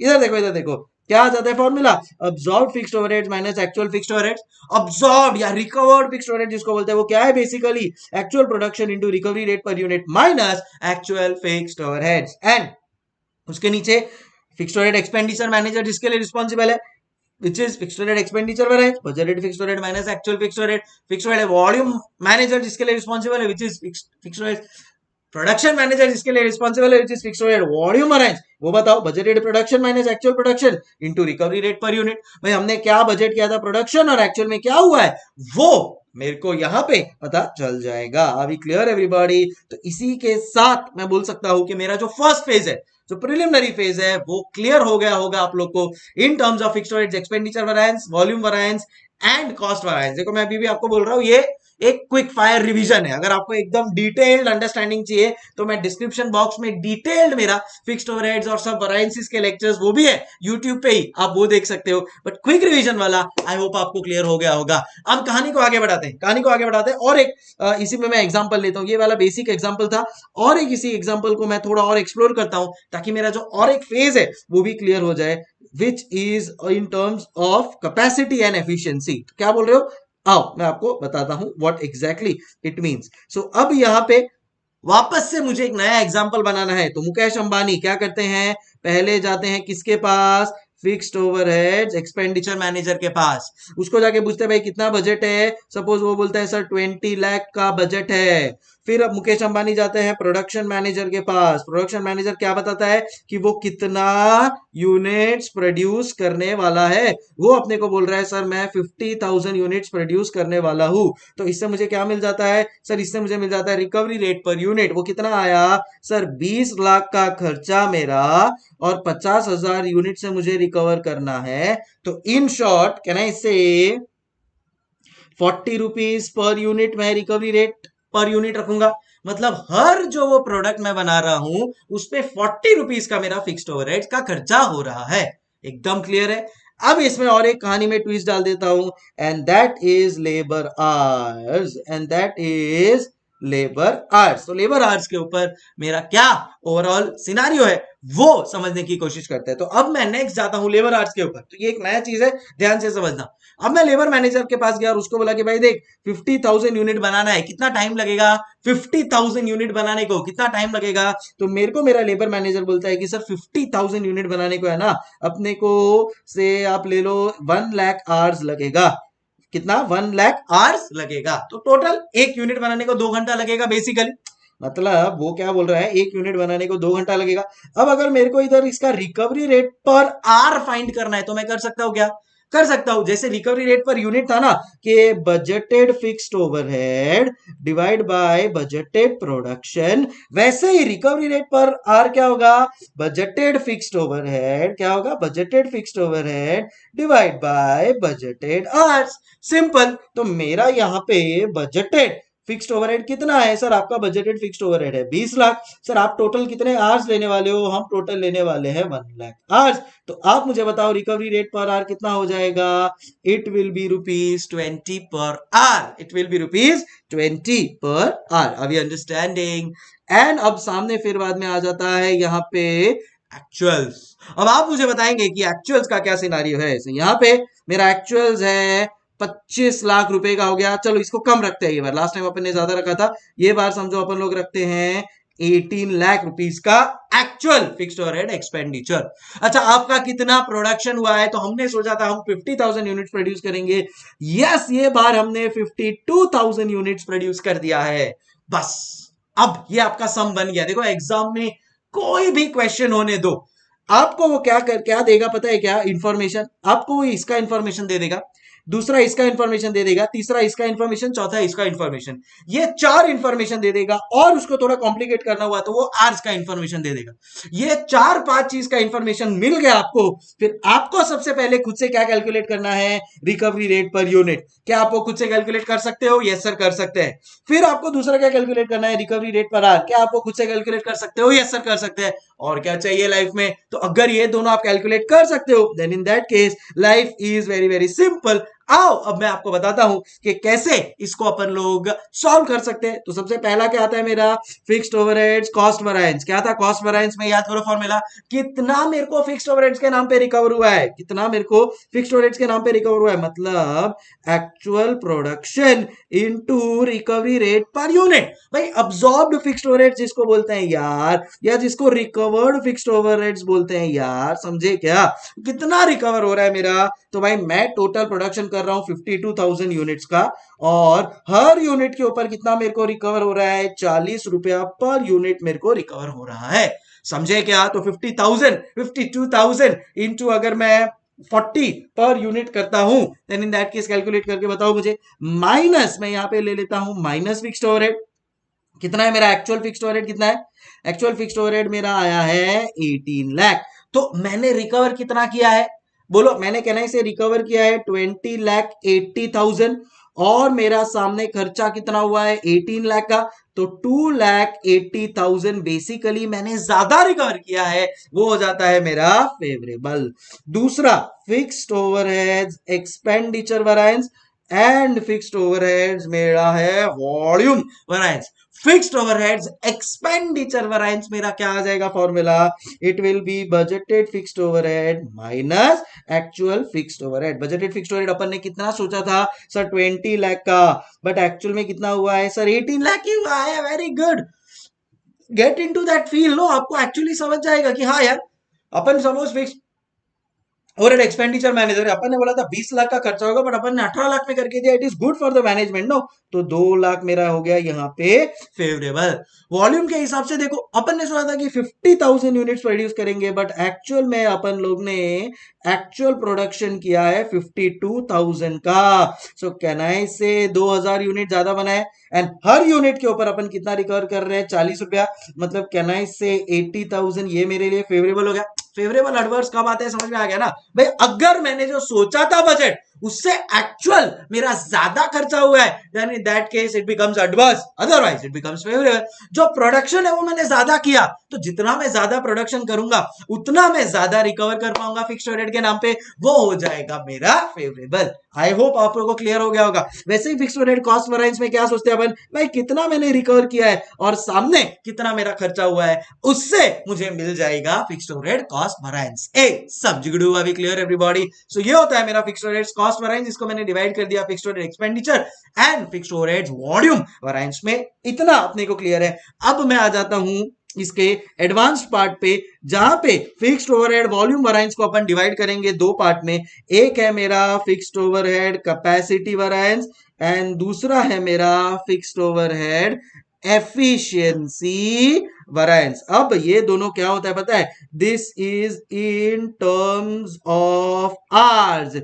इसके लिए यहां पे मुझे आवर्स का इंफॉर्मेशन चाहिए था। फिक्स्ड ओवरहेड कैपेसिटी और फिक्स्ड ओवरहेड एफिशिएंसी कभी भी आवर्स के टर्म्स में ही निकलेगा। तो उसका फॉर्मूला क्या है? एकदम सिंपल वे में बोलता हूं मैं, ध्यान से समझना।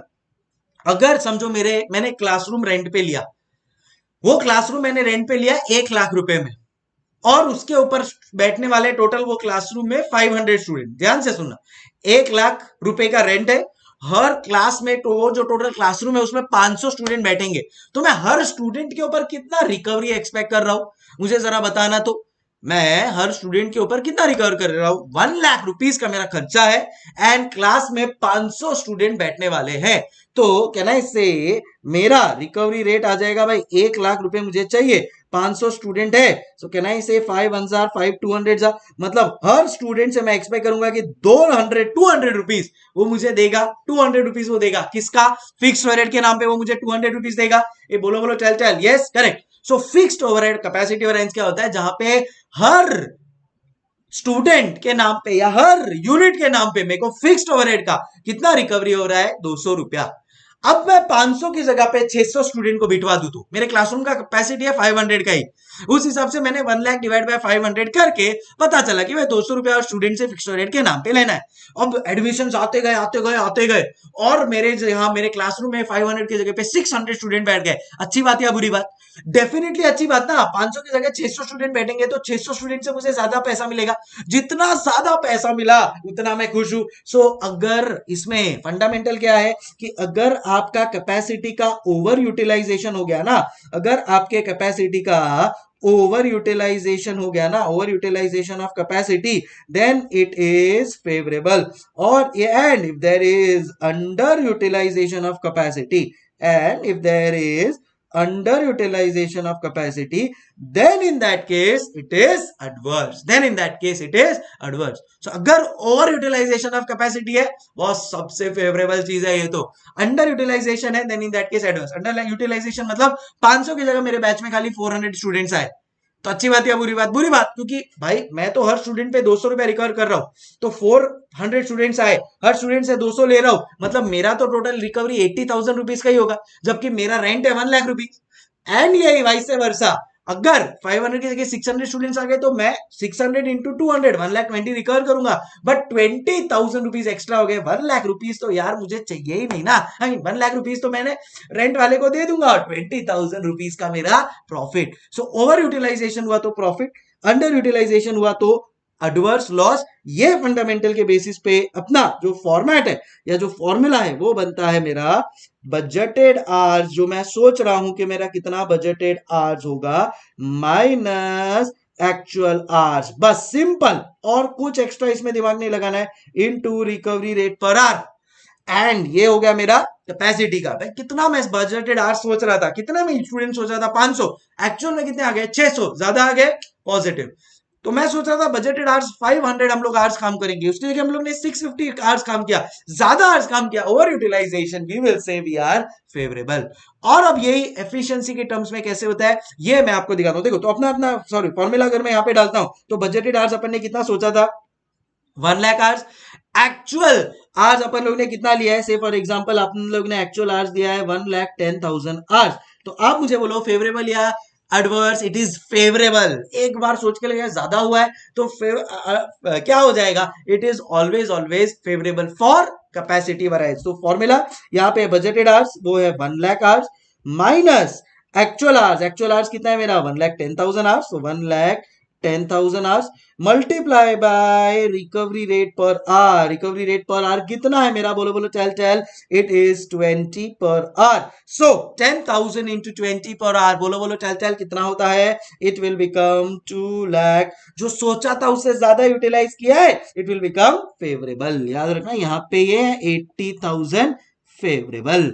ए सब जिगड़ू, are we clear everybody? So 10,000 into 20 will become 2 lakh favorable, and फिर आता है मेरा fixed overhead efficiency variance. Fixed overhead efficiency variance बहुत सिंपल है, मैं उसका इजीली मतलब बताता हूँ। एक यूनिट बनाने के लिए कितना आवर्स लगना चाहिए था सर? एक यूनिट बनाने के लिए 2 आवर्स लगना चाहिए। देखो अपन लोग ने पहले ही ये चीज इधर लिखी हुई है। सो एक यूनिट बनाने के लिए मेरे को 2 आवर्स लगना चाहिए था। तो अगर मैंने एक्चुअल में कितना बनाया, 52,000 यूनिट्स बनाया, मैंने एक्चुअल में 52,000 यूनिट बनाया, उस हिसाब से मेरे को 1,04,000 आवर्स लगना चाहिए था। अरे भाई क्रॉस मल्टीप्लाई, उस हिसाब से मेरे को 1,04,000 आवर्स लगना चाहिए था।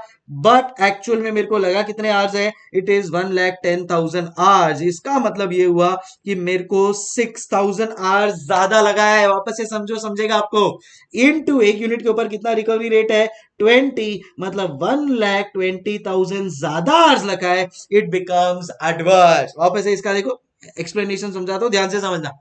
1,04,000 कितना आवर्स हमने सोचा था अपने को लगना चाहिए एक्चुअल प्रोडक्शन के लिए। So this will become standard hours for actual production. Standard hours for actual production. And सामने मेरे को एक्चुअल आवर्स कितना लग रहा है, multiply bye recovery rate per are. समझ। सो हर यूनिट बनाने के लिए मेरे को कितना स्टैंडर्ड आवर्स लगता है, 2 आवर। बट टोटल मैंने 52,000 यूनिट बनाया, तो 52,000 यूनिट के लिए कितना आवर्स लगना चाहिए, 1,04,000। बट मैंने वो काम कर दिखाया 1,10,000 में। मतलब अच्छी बात नहीं है बस, जो काम को 1,04,000 आवर्स में कर देना चाहिए था, उसको 1,10,000 आवर्स लग रहा है, मतलब 6,000 आवर्स एक्स्ट्रा लगा।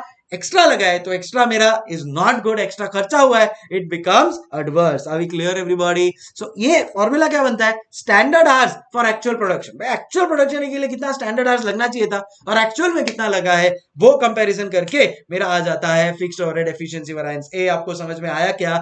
If yes, then in that case अपन इसी के साथ कंप्लीट करते हैं अपना फिक्स्ड ओवरहेड के सारे वेरिएंसेस। एक चिल्लर वेरिएंस है, वो मैं आपको ऐसे ही समझा देता हूं, वो है मेरा कैलेंडर वेरिएंस।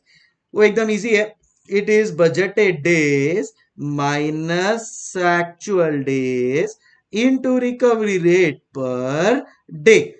तो हमने सोचा था 30 दिन हम काम करेंगे, हमने खाली 28 दिन काम किया, तो ये हो गया एक adverse position.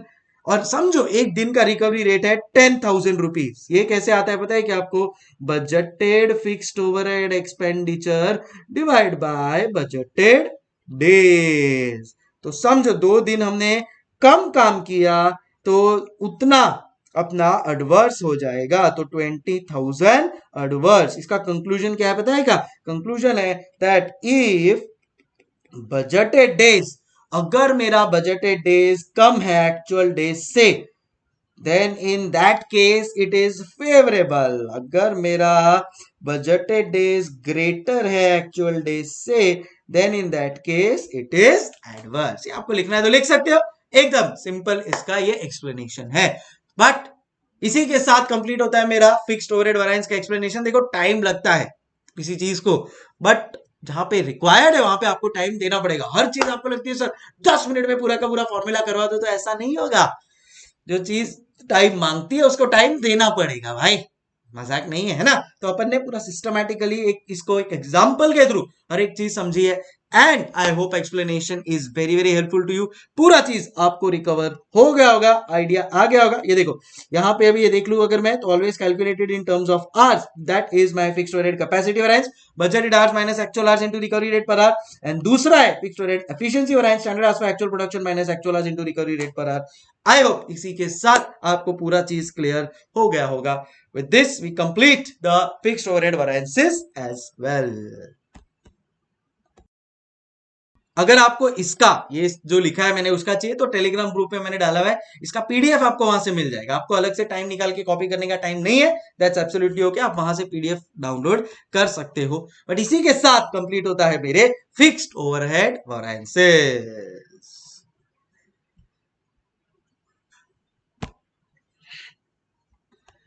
And the last formula is variable overheads related variances. चलो आओ देखते हैं उसमें क्या होगा। सबसे इजी देखो, मटेरियल में 5 वेरिएंसेस थे, लेबर में 6 वेरिएंस थे, आइडल टाइम वेरिएंस को भी गिन ले तो फिक्स्ड ओवरहेड में 6-7 वेरिएंस देख लिया अपन लोग ने। बट अगर अपन वेरिएबल ओवरहेड्स को देखेंगे ना बच्ची, तो वेरिएबल ओवरहेड्स तो सबसे कम है, खाली 3 वेरिएंस है। यस, तो एक है वेरिएबल ओवरहेड्स कॉस्ट वेरिएंस। ये वेरिएबल ओवरहेड्स कॉस्ट वेरिएंस जो है ना, इसके दो फॉर्मेट है। दो फॉर्मेट है मतलब एक है बेस्ड ऑन यूनिट्स एंड दूसरा है बेस्ड ऑन आवर्स। डिपेंड्स आपको क्वेश्चन में क्या इंफॉर्मेशन गिवन है। अगर इंफॉर्मेशन क्वेश्चन में गिवन है इन टर्म्स ऑफ यूनिट्स तो अलग कैलकुलेशन होगा, अगर इंफॉर्मेशन गिवन है इन टर्म्स ऑफ आवर्स तो अलग कैलकुलेशन होगा। अगर यूनिट्स में इंफॉर्मेशन दी हुई है then in that case formula क्या हो जाएगा, एकदम सिंपल। देखो कि अपना जो बेसिक है वेरिएबल ओवरहेड्स कॉस्ट वेरिएंस का जो बेसिक फंडामेंटल है वो तो वही रहने वाला है बॉस, वो तो वही रहने वाला है। तो अगर मैं यहाँ पे वो फॉर्मूला लिखता हूं standard variable overhead minus actual variable overhead, तो ये जो बेसिक फॉर्मूला ये तो यही लेने वाला है। अब इन टर्म्स ऑफ फॉर्मूला यहाँ पे इन यूनिट्स में आ जाता है कि भाई कितना standard variable overhead rate per unit है minus actual variable overhead rate per unit कितना है multiply by actual production. Actual production क्यों, ऑलवेज रिमेंबर दैट अपन एक्चुअल प्रोडक्शन को सेम कर देंगे स्टैंडर्ड एट एक्चुअल, मतलब स्टैंडर्ड का प्रोडक्शन और एक्चुअल का प्रोडक्शन सेम कर देंगे ताकि इनपुट्स को कंपेयर कर सके। सो यहाँ पे मेरा कितना हो रहा है total, I will have to just quickly check out, I will have to quickly check out कि भाई टोटल मेरा स्टैंडर्ड वेरिएबल ओवरहेड एक यूनिट बनाने के लिए कितना लग रहा है, एक्चुअल वेरिएबल ओवरहेड एक यूनिट बनाने के लिए कितना लग रहा है इनटू एक्चुअल प्रोडक्शन, जिससे मुझे पता चल जाएगा कि मेरा वेरिएबल ओवरहेड रिलेटेड वेरिएंसेस कितना है। एंड दूसरा है मेरा सामने रिलेटेड टू आर्स, तो ये एक मेरा यहाँ पे कंप्लीट हो गया, ये एक मेरा यहाँ पे कंप्लीट हो गया। अब दूसरा है मेरा इन टर्म्स ऑफ आर्स। अब इन टर्म्स ऑफ आर्स है तो आओ जरा इसको देख लेते हैं कैसे। So variable overheads in terms of hours, exam में अगर आपके पास यूनिट्स का इंफॉर्मेशन नहीं है, खाली आर्स का इंफॉर्मेशन और वेरिएबल ओवरहेड्स वाले वेरिएंसेस फाइंड करने हैं, तो आप क्या करोगे, उसके लिए अपन ये कर रहे हैं। तो वेरिएबल ओवरहेड सबसे पहले है वेरिएबल ओवरहेड्स कॉस्ट वेरिएंस, सबसे है वेरिएबल ओवरहेड्स कॉस्ट वेरिएंस है सबसे पहले। इसका फॉर्मूला देखो बेसिक फॉर्मूला वही रहता है standard variable overhead minus actual variable overhead. अब स्टैंडर्ड वेरिएबल ओवरहेड का फॉर्मूला क्या आ जाएगा, इट यहां पे है standard variable overhead rate per unit minus actual variable rate per unit into actual production. ये एक नॉर्मल सिंपल फॉर्मूला है। बट अगर आपको इन डिटेल कैलकुलेट करना है देन इन दैट केस आपको आर्स वाला फॉर्मूला यूज करना पड़ेगा, जिसका फॉर्मूला है standard variable overhead rate per unit into actual production minus actual variable overhead. अब ये जो एक्चुअल वेरिएबल ओवरहेड है ना, ये एक्चुअल वेरिएबल ओवरहेड है ना, ये तो यही रहेगा दोनों में सेम कि actual variable overhead rate per unit, actual variable overhead rate per unit into actual production. But game किधर चेंज होता है, गेम चेंज होता है यहां पे, ये आपको मैं डिटेलिंग समझा रहा हूं, अब ध्यान से समझना। This standard variable overhead rate per unit can be written as standard hours per unit into standard variable overhead rate per hour. जी हाँ, तो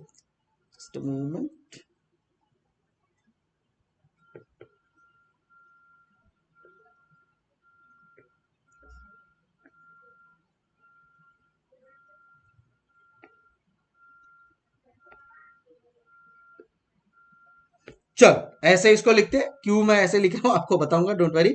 इनटू एक्चुअल प्रोडक्शन माइनस, तो देखो अभी मैं क्या बोल रहा हूं, ये तो सब जगह सेम ही रहने वाला है, एक्चुअल वेरिएबल ओवरहेड ये तो पूरा सेम ही रहने वाला है, तो उस पर ज्यादा चर्चा नहीं करेंगे। मेन क्या है पता है, मेन है ये याद रखना, अगर आवर्स में आपको क्वेश्चन दिया है then in that case this is how you have to present standard variable overhead rate per hour multiply by standard hours per unit into actual production. Logically आपको समझा रहा हूं। अब स्टैंडर्ड आवर्स पर यूनिट, अब इसको देखो आप open भी कर सकते हो इसको, उसमें कोई प्रॉब्लम नहीं है। देन इन दैट केस देखो ये तीनों मल्टीप्लीकेशन ही है, 1 इंटू 2 इंटू 3, 1 इंटू 2 इंटू 3, तो 1 इंटू 2 इंटू 3 करो या 1 इंटू 2 इंटू 3 करो, आंसर तो सेम ही आने वाला है ना यार। सो यहां पे अब आपको क्या करना है, standard variable overhead rate per hour जो है ना वो एज इट इज रहेगा, standard variable overhead rate per hour जो है वो एज इट इज रहेगा, मल्टीप्लाई बाय इसको साथ में ले लो। Standard hours per unit into actual production क्या होता है, क्या कोई मुझे बता सकता है? ये देखो इधर, यहां पे भी ऐसा ही है, standard hours per unit into actual production क्या है। ये देखो यहाँ पे क्या किया है, स्टैंडर्ड आवर्स पर यूनिट मिला अपने को, यहाँ पे एक यूनिट का 2 घंटा, standard hours per unit into actual production क्या है 52,000 यूनिट। तो यहाँ पे वही चीज हो रही है, standard hours per unit into actual production हो जाता है standard hours for actual production, ये हो जाता है standard hours for actual production. So यहाँ पे अपना फॉर्मूला बन जाएगा standard variable overhead rate per hour into standard hours for actual production into standard hours for actual production minus actual variable overhead. Are we clear everybody? So इसी के साथ ये जो मेरा इधर फंडामेंटल दिख रहा है ना, standard variable overhead rate per hour into standard hours for actual production, ये बन जाएगा मेरा फॉर्मूला। सो अब इधर देखो, अब ध्यान से इधर देखना, standard budgeted variable overhead minus actual variable overhead, ये अपन ने लिखा। Standard variable overhead rate per unit into actual output minus actual variable overhead rate per unit into actual output. तो ये एक फॉर्मूला हो गया मेरा, ये तो मैंने आपको स्टार्टिंग में बता दिया, और ये एज इट इज ही रहेगा, तो इसमें कोई चेंज नहीं है, ये एक्चुअल वेरिएबल ओवरहेड सेम रहता है। गेम किधर बदलता है, गेम यहाँ पे standard hours for actual production into standard variable overhead rate per our, standard hours for actual production into standard variable overhead rate per our. बस ये इतना समझ गया। अब देखो लाइफ एकदम सिंपल है, माइनस एक्चुअल वेरिएबल ओवरहेड करना है आपको, इसको दो पार्ट में डिवाइड कर देंगे अपन लोग। दो पार्ट है, एक है variable overhead expenditure variance and दूसरा है मेरा वेरिएबल ओवरहेड एफिशिएंसी वैरिएंस। ये जो वेरिएबल ओवरहेड एक्सपेंडिचर और एफिशिएंसी है ना, ये always in terms of hours calculate किया जाता है, always in terms of hours calculate किया जाता है। तो कैसे कैलकुलेट करेंगे इसको, standard variable overhead rate per are, भाई पर आर कितना अपन लोग खर्चा करने वाले वेरिएबल ओवरहेड के ऊपर, minus actual variable overhead rate per hour into same वही एक्चुअल प्रोडक्शन। और एफिशिएंसी वाला जो है वो कैसे कैलकुलेट करेंगे, स्टैंडर्ड आवर्स, ये अपन कैसे करेंगे, standard hours for actual production minus actual hours. देखो एफिशिएंसी कभी भी इन टर्म्स ऑफ आवर्स होता है ना, कि भाई कितना आवर्स में काम कर लेना चाहिए था। सर ये standard hours for actual production minus actual hours तो सेम लग रहा है जो फिक्स्ड ओवरहेड एफिशिएंसी वैरिएंस का और इसका है, यस सेम ही है वो। So standard hours for actual production minus actual hours into यहां पे अपन लोग कर लेंगे एक्चुअल प्रोडक्शन। यहां पे सॉरी ये okay okay okay okay okay okay देखो यहां पे पहले आपको एक्सप्लेनेशन दे देता हूं कि एग्जैक्टली क्या हो रहा है। यहां पे अपन लोग रेट को कंपेयर कर रहे हैं, standard variable overhead rate per hour minus actual variable overhead rate per hour into actual production. यहां पे क्या कर रहा है, एक्चुअल प्रोडक्शन नहीं, यहां पे एक्चुअल आवर्स आ जाएगा, बेसिकली यहां पे आ जाएगा एक्चुअल आवर्स, ठीक है। एंड एफिशिएंसी में अपन लोग क्या कंपेयर कर रहे हैं, आवर्स, कि भाई कितना आवर्स लगना चाहिए था स्टैंडर्ड, माइनस कितना एक्चुअल में आवर्स लगा है into standard variable overhead rate per hour into standard variable overhead rate per are.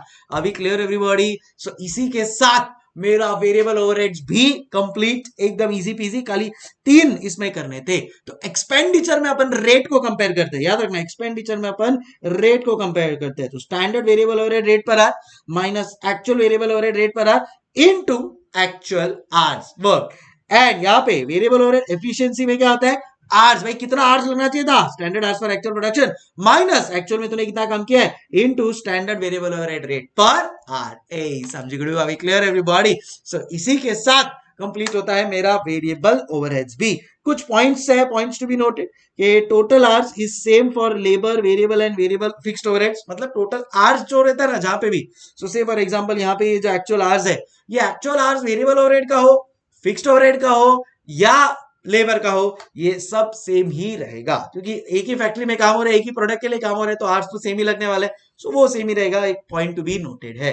इसी के साथ कंप्लीट होता है मेरे सारे फॉर्मूलाज। एंड अगर आपको एग्जाम में कोई भी क्वेश्चन आता है इन टर्म्स ऑफ स्टैंडर्ड कॉस्टिंग, ये जो इधर मैंने आपको यहाँ पे फॉर्मूलाज लिखा है ना, मैं बोल रहा हूं एक वर्ड भी उसके बाहर पे नहीं आएगा। सो आई होप क्लियर हो गया होगा टोटली आपको जितने भी स्टैंडर्ड कॉस्टिंग के फॉर्मूलाज है वो। और देखो मैंने अभी बताया था ना आपको स्टार्ट करने के पहले कि ये जो टाइप ऑफ वैरिएंसेस जहां पे आपको दिख रहा है, ये टाइप ऑफ वैरिएंसेस, उनका जो यहाँ पे आपको रीजन दिख रहा है, इनका जो सजेस्टिव कोर्स ऑफ एक्शन है, ये अपना ऑलरेडी अब जब अपन लोग डिस्कशन कर रहे थे तो होते गया है। And now we are in a positive frame of mind. So efficiency बढ़ता है, मतलब कहना इसे कम आवर्स में अगर मैं वो सेम काम कर दूं तो एफिशिएंसी बढ़ेगा। कैसे एफिशिएंसी बढ़ेगा? अगर इनको अच्छा प्रॉपर हेल्दी वर्किंग एनवायरनमेंट मिल गया, ट्रेनिंग मिल गया, देन इन दैट केस मिल जाएगा वो एफिशिएंसी आपका ऑटोमेटिकली इंक्रीज हो जाएगा। रेट अगर आपको देखना है तो भाई क्या इंक्रीमेंट्स है, कितना ओवर टाइम दे रहे हो, टाइम शेड्यूलिंग बराबर है कि नहीं, जॉब एलोकेशन बराबर है कि नहीं, तो उससे आपका रेट प्रॉपर हो सकता है। सो all of these already discussed here. So I hope इसी के साथ अपना पूरा जितने भी वैरिएंसेस हैं, फिक्स्ड, वेरिएबल, मटेरियल, लेबर, सब के सब आप लोग को क्लियर हो गए होंगे। अभी क्लियर एवरीबॉडी? अब अगर आपको चाहिए कि सर सम्स भी करवाओ then please let me know in the comment box, definitely मैं करवा दूंगा। बट अगर आप लोग को ये फॉर्मूला समझ में आ गया तो मैं बता रहा हूं ये सब चीज क्लियर हो जाएगी, आप इजीली कोई भी सम सॉल्व कर पाओगे, ये मेरी गारंटी है। ऑल्सो वन मोर थिंग, ये जो लिखा है मैंने यहाँ पे इसका पीडीएफ डेफिनेटली आप लोग के साथ शेयर कर दूंगा। You'll be easily able to download it from my telegram channel जो डिस्क्रिप्शन बॉक्स में दिया है, प्लीज उसको ज्वाइन कर लेना। Done and dusted guys. Okay then, so इसी के साथ कंप्लीट होता है अपना ये सेशन। आप लोग अपने मॉड्यूल में कहीं भी कुछ भी चेक कर सकते हो, पूरा सब फॉर्मूलाज कवर्ड। एग्जाम में मैं आपको बता देता हूं, इतना करके गए ना, इसके बाहर कुछ नहीं आने वाला है। देखो मैं आपको सम्स भी, जैसा मैंने बोला, अगर आप कमेंट बॉक्स में लिखते हो that yes you want the sums as well, then in that case definitely उसका भी मैं वीडियो बना दूंगा। बट सम्स देखते हो तो देखो ये एग्जैक्टली ऐसे टाइप के सम एग्जाम्स में आते हैं। तो ये एक टिपिकल सम है मटेरियल वेरिएंसेस के ऊपर, फिर टिपिकल सम है missing points in a material variance kind of a question. ये एक मस्त वाला सम है जिसमें फिक्स्ड एंड वेरिएबल ओवरहेड्स दोनों भी अपने हो जाते हैं कवर। तो फिक्स्ड ओवरहेड, वेरिएबल ओवरहेड दोनों भी अपना काम हो जाएगा यहाँ पे। फिर बाद में मिसिंग वेरिएंसेस विद मटेरियल है, लेबर है, वेरिएबल वेरिएंसेस सब आ गए इसमें। और एक लास्ट क्वेश्चन मैंने लिया है जहां पे अपन इनकम स्टेटमेंट की भी बात करेंगे स्टैंडर्ड कॉस्टिंग के साथ, तो वो भी चीज आपकी कवर हो जाएगी। बोलो और क्या चाहिए? सो ये सब again logically explanation done and dusted from my and. And अब आपको फटाफट वापस से ये बार बार रिवाइज करना है एंड इंश्योर करना है दैट यस सर हम इस चैप्टर में मैक्सिमम मार्क्स लेकर आएंगे। चलो guys, time for me to say हasta la vista, keep telling in your comments आपको कैसा लग रहा है लेक्चर्स, आपको कौन से चैप्टर्स चाहिए इमीडिएट बेसिस पे, what are you looking for, and how is the whole journey going of revision lectures. Bye, take care, thank you so much, keep smiling. और एक चैप्टर रिवाइज करेंगे, 90 प्लस डेफिनेटली लेकर आएंगे, ये आप सबसे वादा है मेरा। Take care.